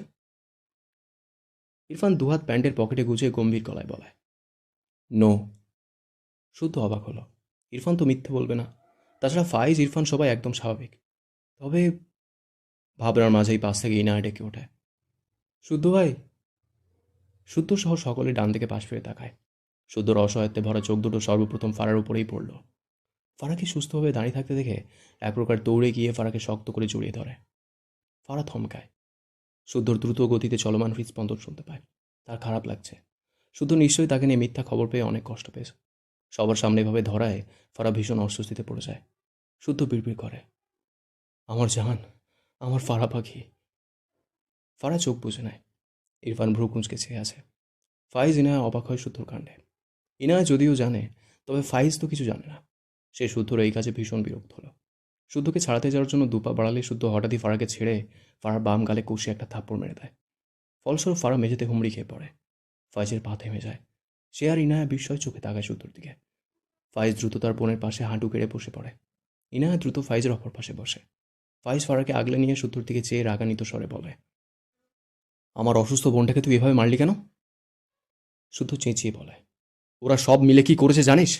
আমাকে ইরফানের ফোন থেকে মেসেজ পাঠিয়েছে ফারা অ্যাক্সিডেন্ট করেছে, অবস্থা ভালো না, হসপিটালের অ্যাড্রেস দিয়ে দিয়েছে। আমিও পাগলের মতো ছুটতে ছুটতে গিয়েছি। জান হাতে নিয়ে পুরো হসপিটাল একটা একটা করে সব রুম খুঁজেছি, কোথাও পাইনি। তোর বোনটা কি আমাকে একটু মানুষ ভাবে না? আর কত? কথাগুলো বলতে বলতে চোখ থেকে এক ফোঁটা পানি পড়ল। চোখ বুজে নিজেকে শান্ত করতে চাইল। ফাইজ বিস্ময় দৃষ্টিতে শুদ্ধর দিকে চেয়ে থাকে কিছুক্ষণ। এরপর দৃষ্টি নামিয়ে তার বুকে পড়ে থাকা বোনটার দিকে তাকায়। ফারার চোখ থেকে টুপটুপ করে পানি গড়িয়ে পড়ে। ফাইজ ফারাকে ধরে থাকায় বুঝল ফারার গায়ে জ্বর এখনও আছে। ইরফান খুব নির্লিপ্ত ভঙ্গিতে চেয়ে আছে, যেন কিছুই হয়নি। তার ফোন মায়রার নেওয়ার কারণ এবার বুঝল।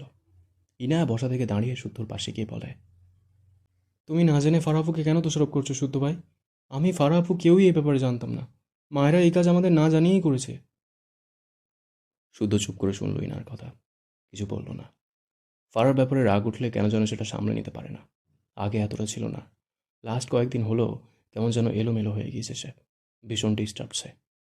ফাইজ ইনায়াকে ধরে ধরে নিয়ে যেতে লাগলো। একটু গিয়ে দাঁড়িয়ে গম্ভীর গলায় বলে, লিটল কুইন, এসো। ইনা ধীর পায়ে এগিয়ে গিয়ে ফাইজের পাশে দাঁড়ালে ফাইজ ডান হাতে ইনার হাত ধরে, বা হাতে ফারাকে ধরে এগিয়ে যায়। শুদ্ধ কিছু বলতে গিয়েও থেমে যায়। ফাইজ ভীষণ রেগে আছে। এখানে কিছু বললে সিন ক্রিয়েট করবে, তাই চুপ থাকলো। ফারা খুব ধীরে ধীরে মাথা নিচু করে পা ফেলে সিঁড়ি দিয়ে নামছে। শুধু অসহায় চোখে চেয়ে রইল। সে সব কিছু কেমন যেন ঘেঁটে দিচ্ছে। কি করবে এখন? হঠাৎই উল্টো ঘুরে ইরফানের সামনে দাঁড়িয়ে বলে, তোর বউকে থাপ্পড় মার চা।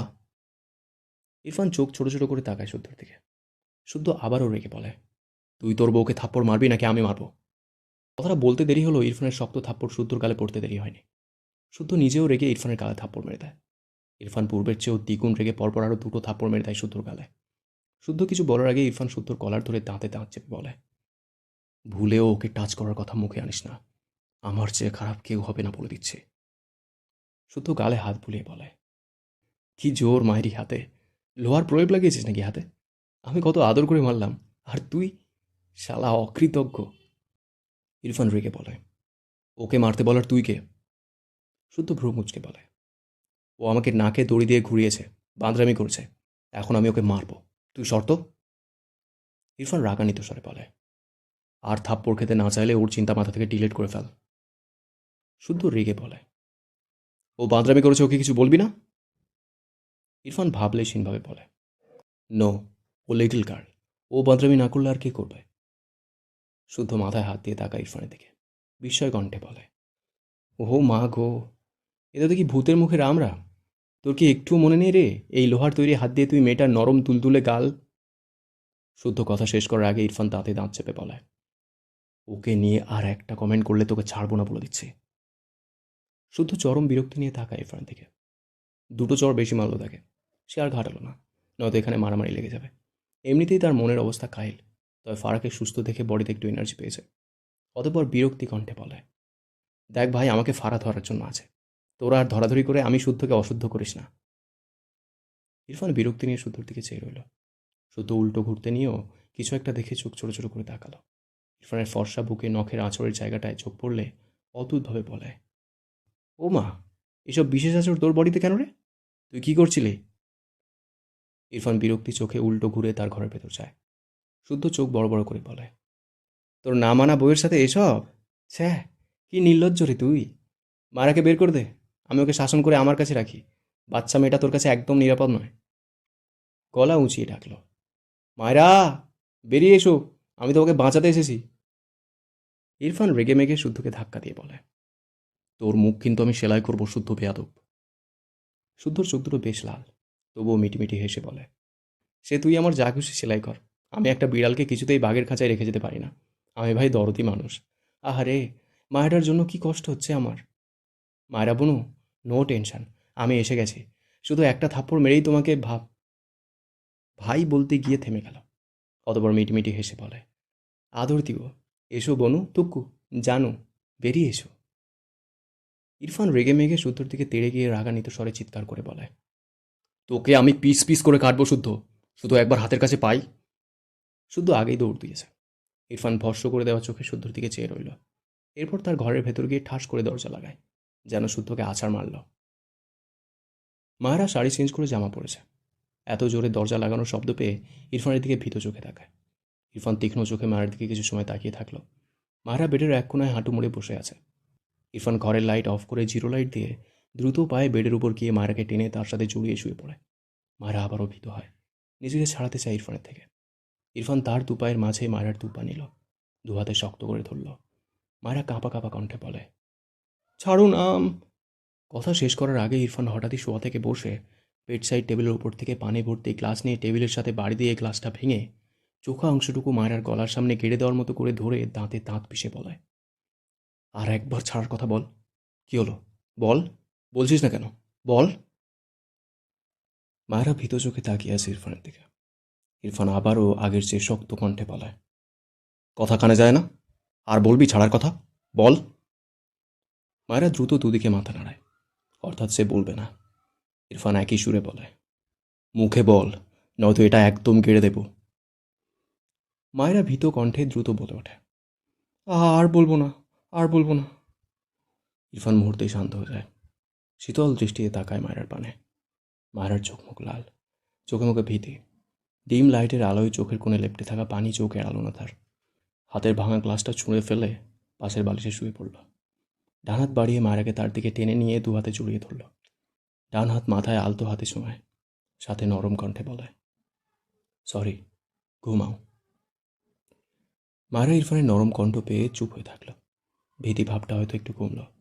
চোখ বুঝল। ইরফান ঠোঁট বাঁকাল। মায়েরার আচরণে তার মনে বিশেষ প্রভাব পড়েছে বলে মনে হলো না।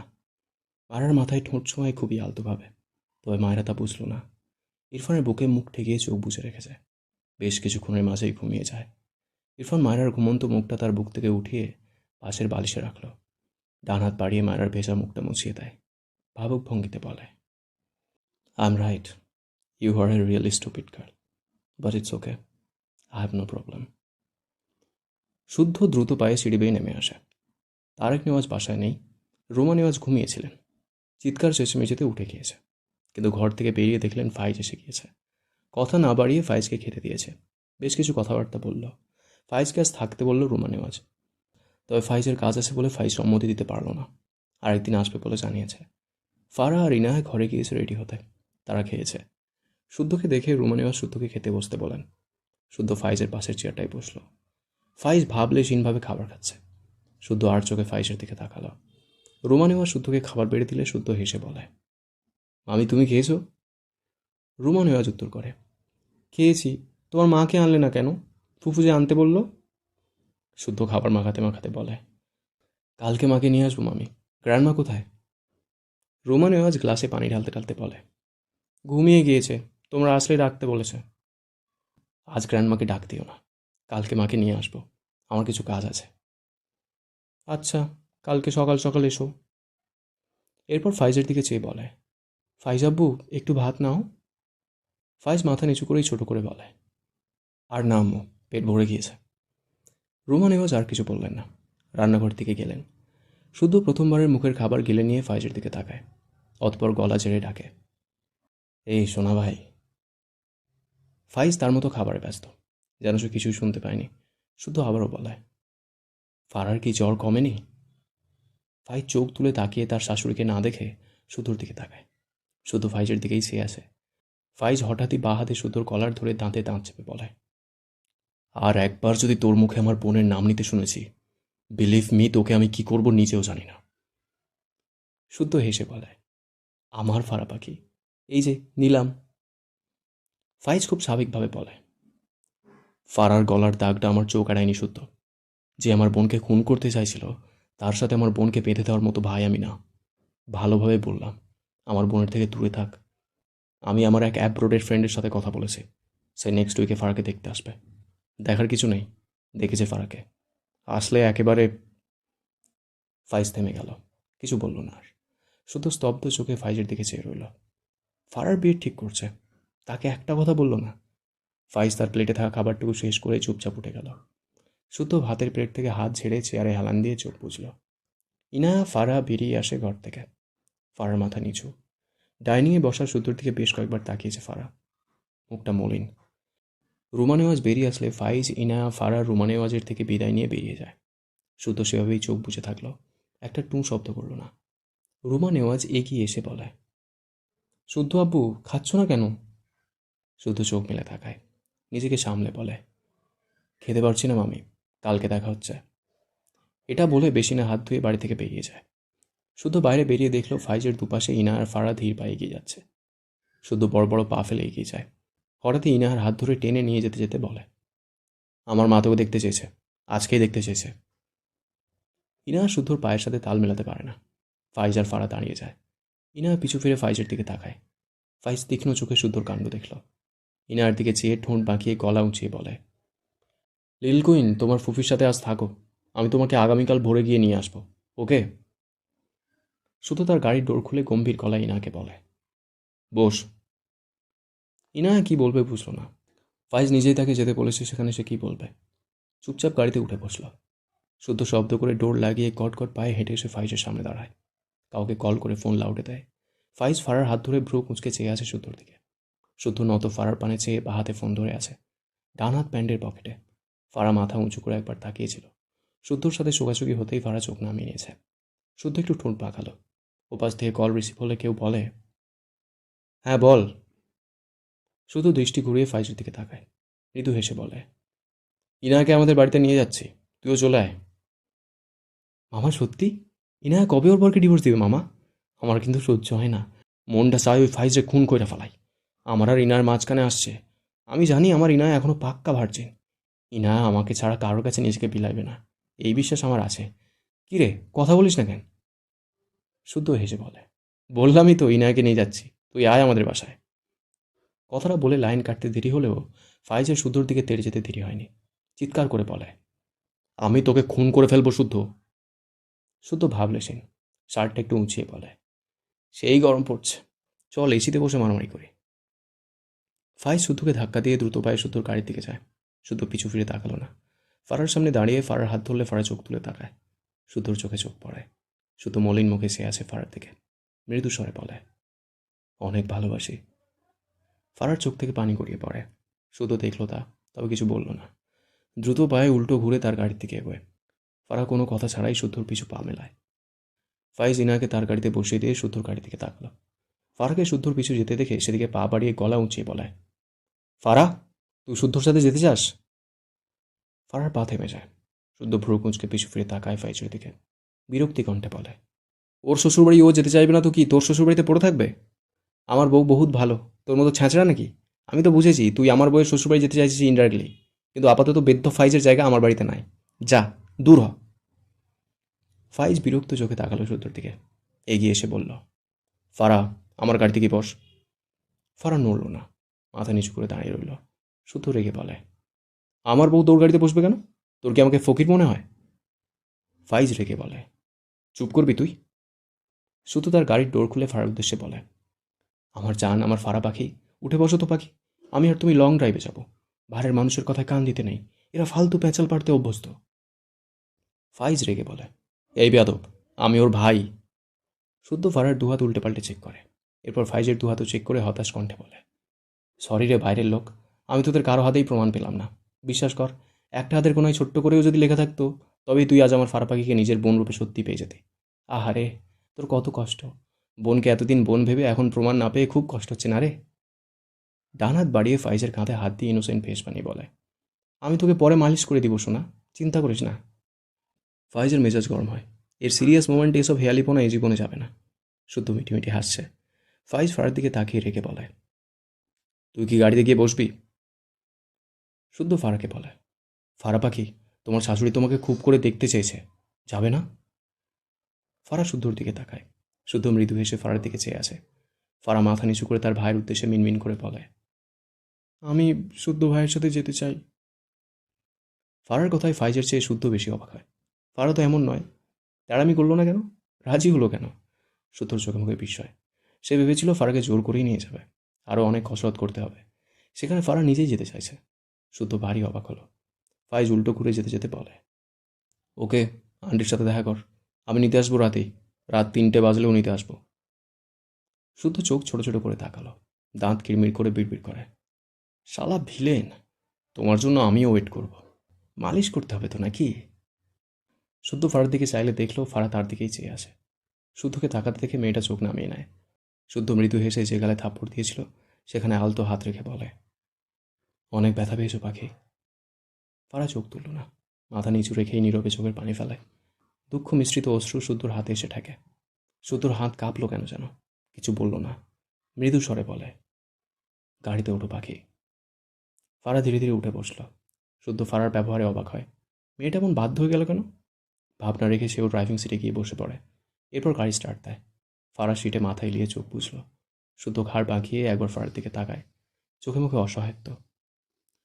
ফাইজকে শুধু ড্রাইভ করার পর একটা জায়গায় গাড়ি থামায়।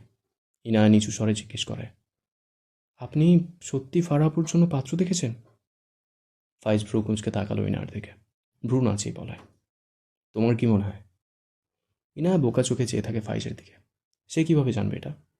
ফাইজ গাড়ি থেকে বেরিয়ে ইনার পাশের ডোর খুলে দিলে ইনা নিঃশব্দে বেরিয়ে আসে। ফাইজ গাড়ির ডোর লাগিয়ে গম্ভীর গলায় বলে, ওকে টাইট দিয়েছি বুঝলে, তোমার ভাই যে লেভেলের বিচ্ছু, আমার এইটুকু টাইট ওর জন্য কিছুই না। এরপর ইনার হাত তার ডান হাতে আঁকড়ে নিয়ে বলে, এসব বাদ দাও লিটল কুইন, আমার সাথে এসো।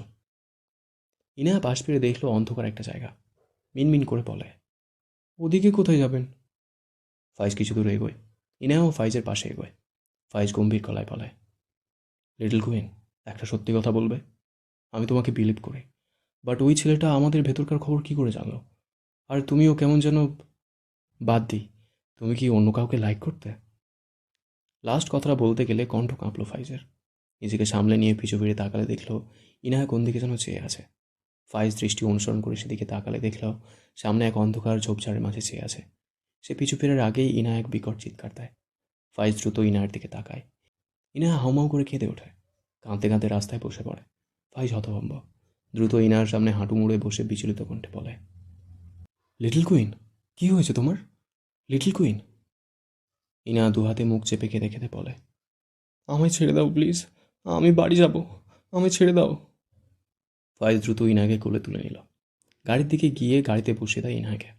কিছু সময় পর ইনার কান্নার তোর কমে আসে। ফাইজ পানি খাইয়ে দেয় ইনাকে। ইনার থেকে থেকে কেঁপে উঠছে। ফাইজ সিটে বসে ইনাকে তার কোলে নিয়ে নিজের সাথে জড়িয়ে নেয়। মৃদু স্বরে বলে, লিটল কুইন, কি হয়েছে তোমার? ইনা দুহাতে ফাইজের গলা জড়িয়ে ধরে ফুঁপিয়ে ওঠে। ফাইজ বিচলিত হয়। মৃদু স্বরে বলে, ভয় পেয়েছো লিটল কুইন? ইনা ফোঁপাতে ফোঁপাতে ছোট করে বলে, হুম। কি দেখে ভয় পেয়েছো? ইনা কিছু বলে না। বেশ অনেক সময় পেরিয়ে গেলেও ইনাকে চুপ থাকতে দেখে ফাইজ এড়িয়ে গেল ব্যাপারটা। আবারও বলে, সরি, তোমাকে ভুল বুঝেছি মেবি, বাট কাউকে লাইক করলেও তোমাকে কিছু বলবো না।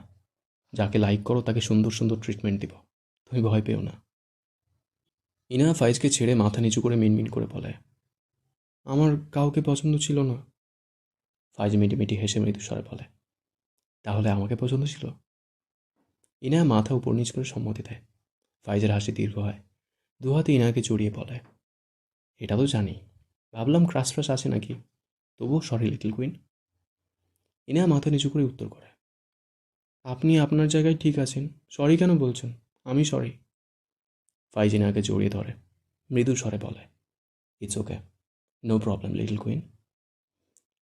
শুদ্ধ এক জায়গায় গাড়ি থামিয়ে গাড়ি থেকে নেমে যায়। ফারা বোধহয় ঘুমিয়ে গিয়েছে। শুধু মিনিট পাঁচেক পরেই হাতে একটি প্যাকেট নাপা, সাথে দুটি পানির বোতল নিয়ে আসে। গাড়িতে উঠে বসে গাড়ির ড্যাশবোর্ডের উপর হাতের সবগুলো রেখে দিল। এরপর ফারার দিকে বেশ কিছুক্ষণ চেয়ে রইল। ঘুমন্ত ফারার মুখটা কেমন শুকিয়ে গিয়েছে। শুধু এগিয়ে গিয়ে ডান হাত আলতো করে ফারার গালে রেখে মৃদু স্বরে ডাকে, ফারা পাখি। বেশ কয়েকবার ডাকলে ফারা পিটপিট করে চোখ মেলে তাকায়। শুদ্ধকে তার মুখের সামনে থেকে একটু নড়ে চড়ে ওঠে। শুদ্ধ ফারার চোখের দিকে চেয়ে মৃদু স্বরে বলে, ভালোবাসি ফারা পাখি। ফারা কিছু বলল না, চুপচাপ শুধু চেয়ে রইল শুদ্ধর দিকে। শুধু তার জায়গায় বসে ডান হাতে শার্টের হাতা কোনোই পর্যন্ত গুটিয়ে নিল। জানলা দিয়ে হাত ধুয়ে প্যাকেটটি হাতে নিয়ে মুখ খুলল। ফারা শুদ্ধর দিকেই চেয়ে আছে। প্যাকেটের মুখ খুলে দেখল সেখানে মোরগ পোলাও। এটা তার খুব পছন্দের। ভাবনার মাঝেই শুদ্ধ ফারার দিকে খাবার এগিয়ে দেয়। ফারা হ্যাবলার মতো শুদ্ধর দিকে চেয়ে আসে। শুদ্ধ ভ্রু কুঁচকে বলে, নাও। ফারা চুপচাপ শুদ্ধর হাত থেকে খাবার নিল। শুদ্ধ প্রশান্তিময় হাসল। বেশ কিছু সময় নিয়ে শুদ্ধ ফারাকে পুরোটা খাইয়ে দেয়। কখন যে সব খেয়ে নিয়েছে শুদ্ধকে দেখতে দেখতে সে খেয়ালই নেই মেয়েটার। শুদ্ধ পানি এগিয়ে দিলে ফারা ফাঁকা প্যাকেট দেখে বলে, তুমি খেয়েছো? শুদ্ধ হাত ধুয়ে নিল। এরপর ওষুধের প্যাকেট থেকে ওষুধ ছিঁড়ে ফারার দিকে এগিয়ে দিয়ে হেসে বলে, আমার ফারা সুস্থ হলে তার হাতে খাবো। ফারা বিনা বাক্যে শুদ্ধর হাত থেকে নিয়ে ওষুধটা খেয়ে নেয়। শুদ্ধর ফোনে কল আসে। শুধু পকেট থেকে ফোন বের করে কল রিসিভ করে। কানে ফোন নিয়ে বলে, আর 5 মিনিট। বলেই কল কেটে গাড়ি স্টার্ট দেয়। 5 মিনিটের মাথায় শুদ্ধ এক জায়গায় গাড়ি থামায়। এরপর গাড়ি থেকে বেরিয়ে ফারার পাশে ডোর খুলে দিয়ে মৃদু স্বরে বলে, এসো। ফারা প্রশ্নাত্মক চোখে চেয়ে আছে শুদ্ধর দিকে। শুদ্ধ একটুখানি ঝুঁকে মৃদু স্বরে বলে, এসো ফারা পাখি। ফারা মাথা নিচু করে গাড়ি থেকে বেরোলে সামনে অন্তরা, নাচিম সহ আরও দুজন অপরিচিত ছেলেকে দেখে ভ্রু কুঁচকে তাকায়। অন্তরা এগিয়ে এসে ফারাকে জড়িয়ে ধরে বলে, কেমন আছিস? ফারা মৃদু স্বরে উত্তর করে, ভালো। কিন্তু এরা সবাই এখানে কেন বুঝলো না? শুধু ফারার হাত তার হাতের মুঠোয় নিয়ে সামনে এগোয়। পাশাপাশি সবাই এগোয়। ফারা জায়গাটা চিনল না। শুদ্ধকে কিছু বলতে চাইলে তার আগেই চোখের সামনে বড় করে কাজী অফিস লেখা চোখে পড়ে। ফারার ভাতে থেমে যায়। শুধু পিছু ফিরে ভ্রু কুঁচকে তাকায় ফারার দিকে। ফারার দৃষ্টি অনুসরণ করে বুঝলো ফারার মনোভাব। এক পা এগিয়ে এসে ফারার সামনে দাঁড়ালে ফারা বিস্ময়ের দৃষ্টিতে শুদ্ধর দিকে তাকায়। শুদ্ধ দুহাতের আঁচলায় ফারার মুখটা আগলে নিয়ে মৃদু স্বরে বলে, আমার বউ হবে ফারা পাখি। ফারা নীরব চোখে চেয়ে থাকে শুদ্ধর দিকে। শুদ্ধ আবদার সুরে বলে, হবে না? ফারা চোখ নামিয়ে নেয়। মিনমিন করে বলে, কাউকে না জানিয়ে এভাবে? শুদ্ধ ফারার কথার মাঝেই বলে ওঠে, শুদ্ধ ফারার কথার মাঝেই বলে ওঠে, নেক্সট ডে মাকে মামাকে তোমাদের বাসায় পাঠাবো, এখন তোমাকে বউ বানাবো, এসো। ফারা কি বলবে বুঝলো না। নাচিম এগিয়ে এসে বলে, কিরে ভাই, আর কত টাইম লাগাবি? রাত বিরাতে তোর জন্য আমাদের অনেক ধকল গিয়েছে, বহুত কষ্টে কাজে পাইছি, এবার দয়া করে আয়। শুধু বিরক্তি কণ্ঠে বলে, যাদব, ডিস্টার্ব করিস না। অন্তরা এগিয়ে এসে বলে, আমি বললামই কালকে আন্টি আঙ্কেল কাজী সাথে নিয়ে যাবে না হয়, কিন্তু না, ওর আজকে মানে আজকেই বিয়ে করা লাগবে। এই হাত পাগলের বউ হবি নাকি সুস্থ কারো বউ হবি ফারা? এখনও টাইম আছে, বলে ফেল। শুধু কটমট দৃষ্টিতে থাকায় অন্তরার দিকে রেগে বলে, তোদের জন্যই আমি আজকেই ফারাকে আমার বউ বানাবো। আমার বউকে নিয়ে তোরা টানাটানি করিস কেন? মেজাজ খারাপ লাগে। তাছাড়া আমার খুব ভালোই জানা আছে, 1 সপ্তাহ লাগায় বিয়ে করাবে। এমনিতেই ফাইজের বাচ্চা ফিলেনি স্টার্ট করেছে, ওর খবর তো আমি পরে করছি। কথাগুলো বলে ফারার দিকে চেয়ে বলে, ফারা পাখি, প্লিজ তাড়ামি করো না, অমত করো না। এসো তো, এসো, আগে বিয়ে করি তারপর কথা। কথাটা বলে ফারার হাত ধরে টেনে নিয়ে যায়। ফারা মাথা নিচু করে শুদ্ধর পাশে হাঁটে, চোখ জোড়ায় পানি চিকচিক করছে। ভেতরে গিয়ে শুদ্ধ একটা চেয়ারে বসলো, পাশের চেয়ারে ফারা। শুদ্ধ হঠাৎই বসে থেকে দাঁড়িয়ে বলে, মাথার উপর যে বিয়ের ওড়না থাকে, ওটা কোথায় পাবো? শুদ্ধর কথায় নাচিয়ে অন্তরা সহ আরও দুজন ফ্রেন্ড ভস্য করে দেওয়া চোখে শুদ্ধর দিকে চাইল। রাত 12টা বাজতে চলল, কত কষ্ট করে এক কাজই জোগাড় করেছে, আর এই বেয়াদব এখন তামাশা করবে। শুদ্ধ সবার দৃষ্টি দেখে মেকি হেসে বলে, জানি বড়দের একটু এত সুন্দর লাগেই, তোদের চোখ ঠিক কর। আমার বউ থাকতে তোরা এইভাবে আমার বউয়ের হক নষ্ট করতে পারিস না। কথাটা বলে শুধু তার পরনের সাদা শার্টের বোতাম খুলতে লাগলো। সবাই শুদ্ধর দিকে চেয়ে আছে। শুধু তার পরনের শার্ট খুলে ফারার মাথার উপর দিয়ে দেয়, এরপর বলে, এটাই বেশি সুন্দর লাগছে। এরপর ফারার পাশে বসে কাজী সাহেবের উদ্দেশ্যে বলে, নিন, এবার শুরু করুন। ফারার চোখ ভেজা, শুদ্ধর কাণ্ডে অবাক না হয়ে পারল না। সকলে অদ্ভুত চোখে শুদ্ধর দিকে চেয়ে আছে। নাসিম অন্তরা সহ তাদের দুজন ফ্রেন্ড শব্দ করে হাসি দিয়েছে। কাজী সাহেবও মিটিমিটি হাসছে। ফারার লজ্জা পায়, কান্নামাখা চোখে শুদ্ধর দিকে তাকায়। শুদ্ধ সবার দিকে তাকিয়ে বলে, কি হলো? নাসিম হাসি থামিয়ে বলে, বউয়ের মাথার উপর কিছু একটা দিতে গিয়ে তুই শার্টলেস হয়ে গেলি? তোর বউয়ের মাথায় হিজাব তো আছেই। শুদ্ধ বিরক্ত হয়ে বলে, তোরা বুঝবি না, ফারাকে সুন্দর লাগছে, ওর মাথার উপর সাদা কিছু থাক। আমার গায়ে সাদা স্যান্ডো গেঞ্জি আছে, এখন বর বউ লাগবে। শুদ্ধ লজিক শুনে সবাই মুখ টিপে হাসছে। নাজিম শুদ্ধদের সামনে গিয়ে ফটাফট কয়েকটা পিক তুলে নিল, না হেসেও পারছে না, হাত দিয়ে দেখিয়ে বলল, সেই লাগছে আমাদের শুদ্ধবাবুকে। গায়ে স্যান্ডো গেঞ্জি, হাতে দামি ঘড়ি, পায়ে জুতো, ব্ল্যাক প্যান্টটাও দারুণ। স্যান্ডো গেঞ্জিটা একটু বেশিই দারুণ। নাজিমের কথায় সবাই হাসছে। শুদ্ধ পাত্তা দিল না, তার যেভাবে ইচ্ছে সেভাবে সে বিয়ে করবে। বিরক্ত কণ্ঠে বলে, তো আমি কি পাতলু নাকি যে আমাকে শার্ট ছাড়া আবার লাগবে? পাশ ফিরে ফারার দিকে তাকালে দেখলো ফারা তার দিকে অদ্ভুত চোখে চেয়ে আছে। শুদ্ধ চোখ ছোট ছোট করে তার স্যান্ডো গেঞ্জি টেনে বলে, তুমি বললে এটাও খুলে ফেলবো। ফারা চোখ সরিয়ে নেয়। শুদ্ধ ভ্রু কুঁচকে বলে, কান্না অফ করো ফারা, বিয়ে করছি, কিডন্যাপ নয়। ফারা মাথা নিচু করে রইল, কিছু বলল না। প্রথমে রেজিস্ট্রি পেপারে সাইন করে শুদ্ধ। এরপর ফারার দিকে এগিয়ে দিলে ফারা ছলছল দৃষ্টিতে শুদ্ধর দিকে তাকায়। শুদ্ধ আবদারের সুরে বলে, সরি, আর মারবো না, প্লিজ আমার বউ হয়ে যাও। ফারা চোখ সরিয়ে সাইন করা জায়গাটায় তাকায়, চোখ থেকে আবার অশ্রু গড়িয়ে পড়ে। কাজী ফারাকে দেখে সবার দিকে চেয়ে বলে, মেয়ে সেই থেকে কাঁদছে তো কাঁদছেই, তোমরা কি মেয়েকে তুলে এনে জোর করে বিয়ে করাতে এনেছো? এরকম হলে আমি বিয়ে পড়াবো না। শুধু রেগে তাকায় কাজের দিকে, টেবিলের উপর একটা থাপ্পড় মেরে রেগে বলে, কাজীর মতো থাকবেন, নয়তো আমি পাজি হয়ে আপনার জন্য এখন পিস্তল কিনতে বেরোবো। কথাটা বলে হাত ঘুরিতে একবার সময় দেখল, অতপর ভদ্রলোকের দিকে চেয়ে বলে, 12টা বাজতে আর 8 মিনিট। যদি 12টা বেজেছে আমার বিয়ে পড়াতে, তাহলে আপনার ছেলে মেয়ের কপাল পুড়ল বলে। 12টার আগে বিয়ে পড়ানো শেষ করতে পারলে আপনার কপাল খুলল বলে। আপনি কি নিচের মাথার খুলে উড়াবেন নাকি আমার বিয়ে পড়াবেন? শুদ্ধর ফ্রেন্ডরা সব মুখ চেপে হাসছে। কাজী সাহেব একটু ভয়ই পেল। শুধু কথাগুলো একদম সিরিয়াস ভাই বলেছে। কাজী মেকি হেসে বলল, হ্যাঁ হ্যাঁ, পড়াচ্ছি বাবা। অতপর ফারার দিকে তাকিয়ে বলে, দ্রুত সাইন করে দাও মা। ফারা কলম হাতে নিয়ে বসে আছে, শুধু চোখ ছোট ছোট করে তাকিয়ে আছে ফারার দিকে। প্রায় 2 মিনিট অপেক্ষা করল। ফারাকে একইভাবে বসে থাকতে দেখে মেজাজ খারাপ হলো। এর ভাই তাকে জ্বালায়, আবার এর তেড়ামি এ জন্মে তো ছুটবে না। রেগে ধমকে বলে, এই মেয়ে, এই, এখানে তোমাকে তামাশা করাতে এনেছি, সাইন করো। আর 1 মিনিট লেট করলে তোমার হাতের আঙুলি রাখবো না, বেয়াদব মেয়ে একটা। শুদ্ধর ধমকে ফারা কেঁপে ওঠে, আবারও চোখ থেকে পানি গড়িয়ে পড়ে। শুদ্ধ ডানাতে ফারার গাল চেপে তার দিকে ফেরায়, তাতে দাঁত চেপে বলে, তুমি কি মার খেতে চাইছো ফারা পাখি? তুমি চাইলে অবশ্যই আমি মারবো, কিন্তু সেটা 12টার পর। এখন সাইনটা করো চুপচাপ। কাজী সাহেব চোখ বড় বড় করে তাকায় শুদ্ধর দিকে। অন্তরা এগিয়ে এসে জোর করে শুদ্ধর হাত ছাড়িয়ে ফারাকে তার পেটের সাথে জড়িয়ে ধরে। রেগে বলে, তোর প্রবলেম কি শুদ্ধ? ভালোভাবে কথা বলতে পারিস না ওর সাথে? দুটো ভাই একই নায়ের মাঝে, একজন রকেট তো আরেকজন প্লেন। শুদ্ধ রেগে বলে, বাইরে ওকে কি সুন্দর করে রাজি হতে বললাম বলতো? এখানে এসে আবার তাড়ামি করছে। ওকে সাইন করতে বল, নয়তো আরেকটা গালে মার খাবে ও এখন। অন্তরা ফারার মুখে হাত দিয়ে বলে, সাইন করে দেবন? দেখছিস তো শুদ্ধ কেমন রেগে যাচ্ছে। ফারা আর চোখে শুদ্ধর দিকে তাকালে শুদ্ধর চোখে চোখ পড়লে শুদ্ধ জোরে আরেকবার ধমকে বলে, সাইন করো। ফারা আবারও কেঁপে ওঠে। নাজিম শুদ্ধর পিঠে একটা চাপড় মেরে বলে, মাথায় তো গরম হয় কেন, ঠান্ডা কর। শুদ্ধ ফোঁস করে শ্বাস ফেলে বলে, ও আমার বউ না হওয়া পর্যন্ত মাথা ঠান্ডা হচ্ছে না, ওকে সাইন করতে বল। নাসিম ফারার পিছনে দাঁড়িয়ে বলে, ফারা, তোমাদের রেজিস্ট্রির ব্যাপারে কাউকে বলবো না, বলার প্রয়োজনই নেই, কারণ আগামীকাল শুদ্ধর বাসা থেকে তোমাদের বাড়িতে যাবে বিয়ের কথা পাকা করতে। কিন্তু তোমার ফিউচার বরের কথা সে আজ রাত পার করবে না তোমাকে বউ না বানিয়ে, তোমাকে তার নামে দলিল করে তবেই ঘুমাবে, বুঝেছো তো?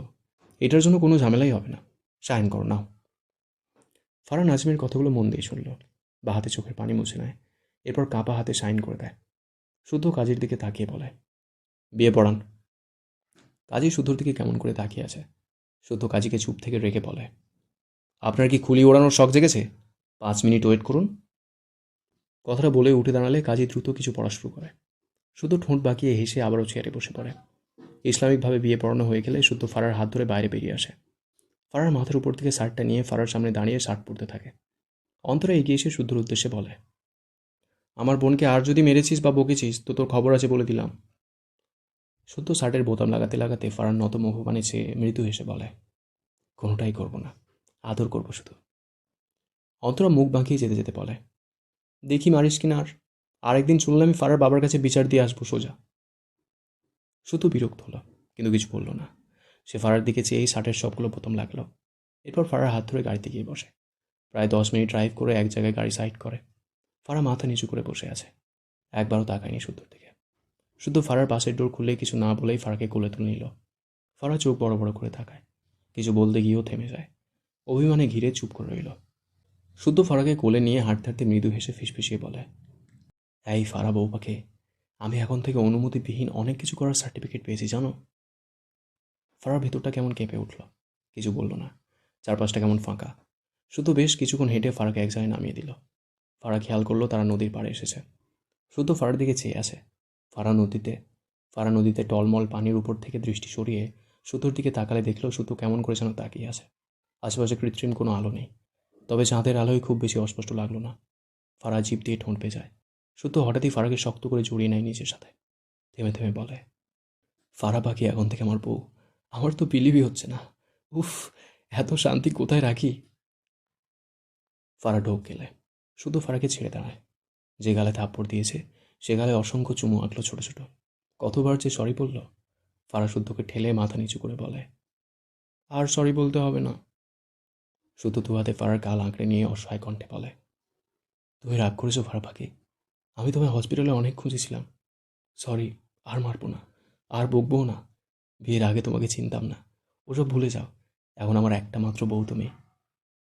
ফারা অদ্ভুতভাবে তাকালো শুদ্ধর দিকে।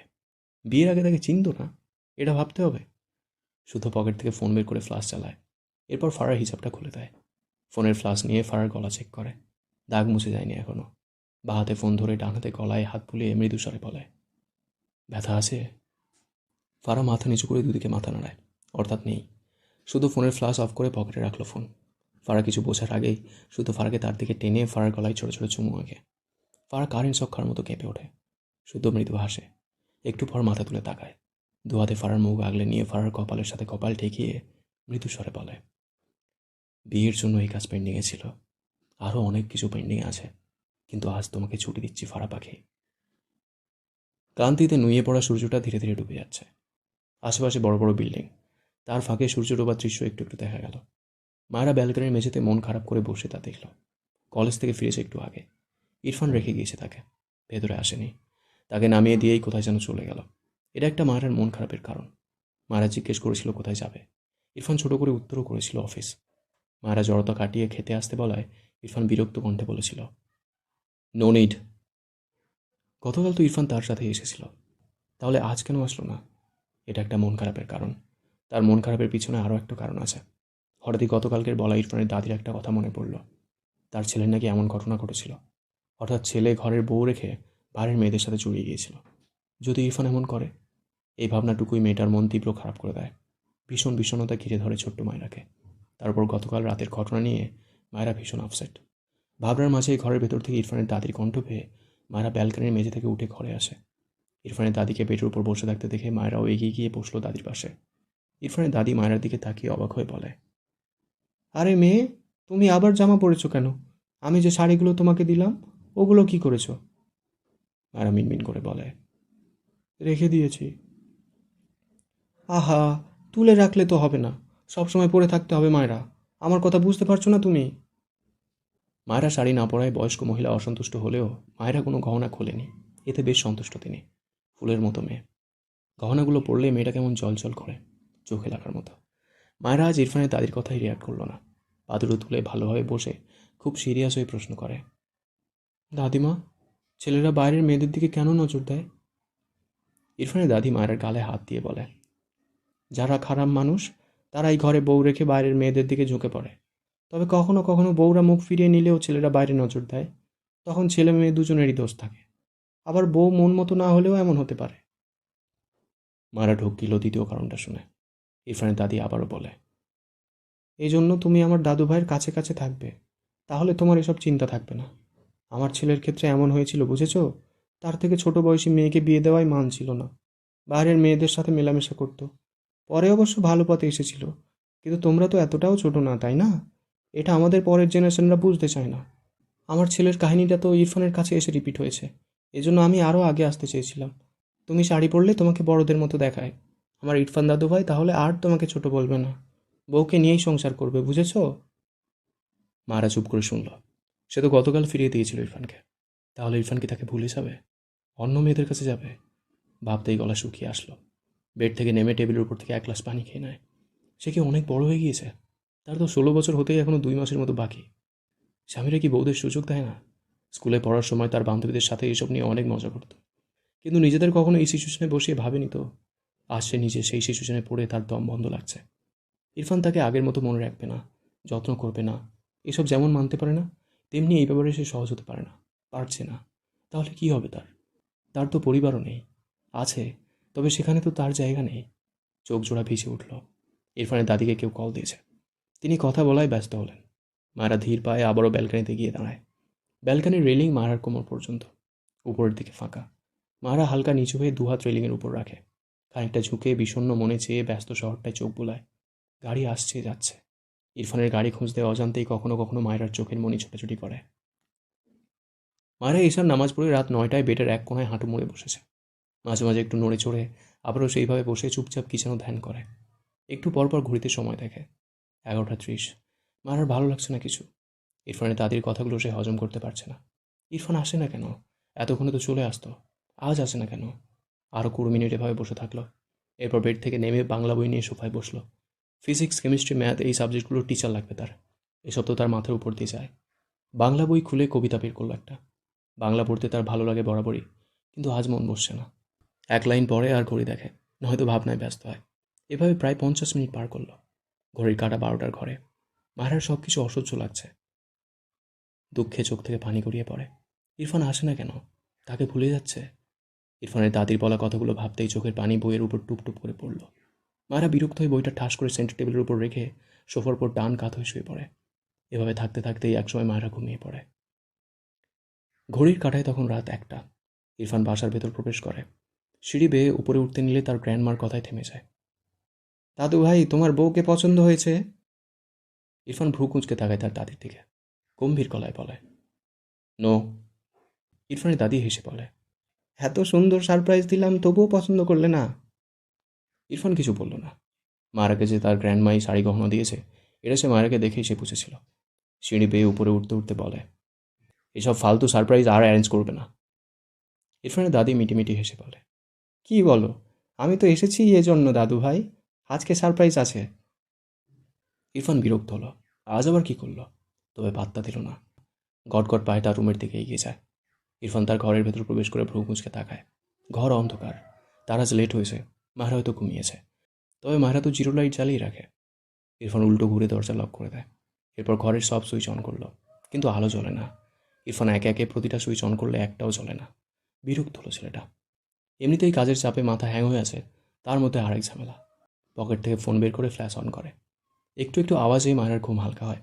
চোখ জোড়া মিটমিট করে খোলে। ঘুম ঘুম চোখে একদম অন্ধকারের মাঝে একটা ছায়ামূর্তি দেখে সর্বশক্তি দিয়ে চিৎকার করে ওঠে। শরীর নড়ে ওঠে। সোফার কোনায় এসে পড়ায় সোফা থেকে ঠাস করে মেঝেতে পড়ে যায়। ইরফান হতভম্ব। দ্রুত বেডের দিকে ফোনের ফ্ল্যাশ তাক করে দেখলো বেড ফাঁকা। ধপ করে কিছু পড়ার শব্দ পেয়ে ইরফান দ্রুত পায়ে বেডের ওপাশে চেক করে, তবুও ফাঁকা দেখে। ইরফানের চোখে মুখে ভীতি। এত জোরে চিৎকার সাথে পড়ে যাওয়া। কোথায় তার বার্ড ফ্লাওয়ার? দ্রুত ব্যালকনির দিকে যেতে নিয়েও পিছু ফিরে আসে সোফার কাছে শব্দ পেয়ে। এক প্রকার দৌড়ে এসে সোফার সামনে থেকে সেন্টার টেবিলের বাম দিকে একটা জোরে জোরে লাথি দেয়। ফলস্বরূপ সেন্টার টেবিল বেশ অনেকটা দূরে ছিটকে সরে যায়। ইরফান ফোনের ফ্ল্যাশ মেঝের দিকে ধরলে দেখল মায়েরা উপর হয়ে পড়ে আছে। ইরফান দ্রুত হাঁটু মুড়ে বসে হাতে ফোন মেঝেতে উল্টো করে রেখে মারাকে দু হাতে আগলে নেয়। বিচলিত কণ্ঠে আওড়ায়, আর ইউ ওকে? মারার শরীরে যেন শক্তি নেই। এই ইহজীবনে এত ভয় পেয়েছে কিনা তার মনে পড়ে না। শরীর কাঁপছে মেয়েটার। ইরফান হাঁটু মুড়ে বসেই দু হাতে মায়েরাকে সোফার উপর শুইয়ে দিল। মায়েরার শরীরের কাঁপন বুঝতে পেরে ইরফান মায়েরাকে তার বুকে জড়িয়ে নিল। মায়েরা পেটে ব্যথা পেয়েছে ভীষণ, সাথে ভয়ে আত্মার পানি শুকিয়ে গিয়েছে। তার রেশে এখনও শরীর কাঁপছে না চাইতেও। ইরফান মায়েরার গালে ডান হাত দিয়ে মৃদুস্বরে বলে, I am here, don't worry little girl. মায়েরার এত অভিমান হলো এই লোকটার ওপর। সে কতক্ষণ অপেক্ষা করতে করতে এখানে ঘুমিয়ে গিয়েছিল বুঝতেই পারেনি। অতিরিক্ত ভয়ে চোখের কোণে জমে থাকা পানির সাথে অভিমানী অশ্রু মিশ্রিত হয়ে চোখের কোণ ঘেঁষে গড়িয়ে পড়ে। মাথা বাঁকিয়ে ইরফানের বুকে মুখ ঠেকিয়ে রাখল। ইরফান মায়েরার গলা চেক করলো, দেখলো মেয়েটা ঘেমে গিয়েছে। ইরফানের এত রাগ হলো তার গ্র্যান্ডমার উপর। গ্র্যান্ডমা যদি তার চেয়ে ছোট হতো, আজ গুনে গুনে 100টা থাপ্পড় দিত ইরফান তাকে। এতক্ষণ শুনলেই প্রণয়ের অমল কাব্য উপন্যাসের 53 থেকে 55তম পর্ব। লিখেছেন DRM সোহাগ। কেমন লাগলো কমেন্ট করে জানিও। তোমাদের একটা কমেন্ট আমাকে প্রচুর মোটিভেট করে। তোমরা তো জানোই অনেক দিন ভিডিও দেওয়া হয়নি। অবশ্যই খারাপ লেগেছে তোমাদের। তোমরা অনেকে প্রশ্ন করেছো আমার কী হয়েছে। Thank you for asking. তবে বিষয়টা হচ্ছে আমার কিছু হয়নি এরকমটা। মানে কি বলবো, কি করে বোঝাবো। ওই যে একটা মিম আছে না, ডিপ্রেশন।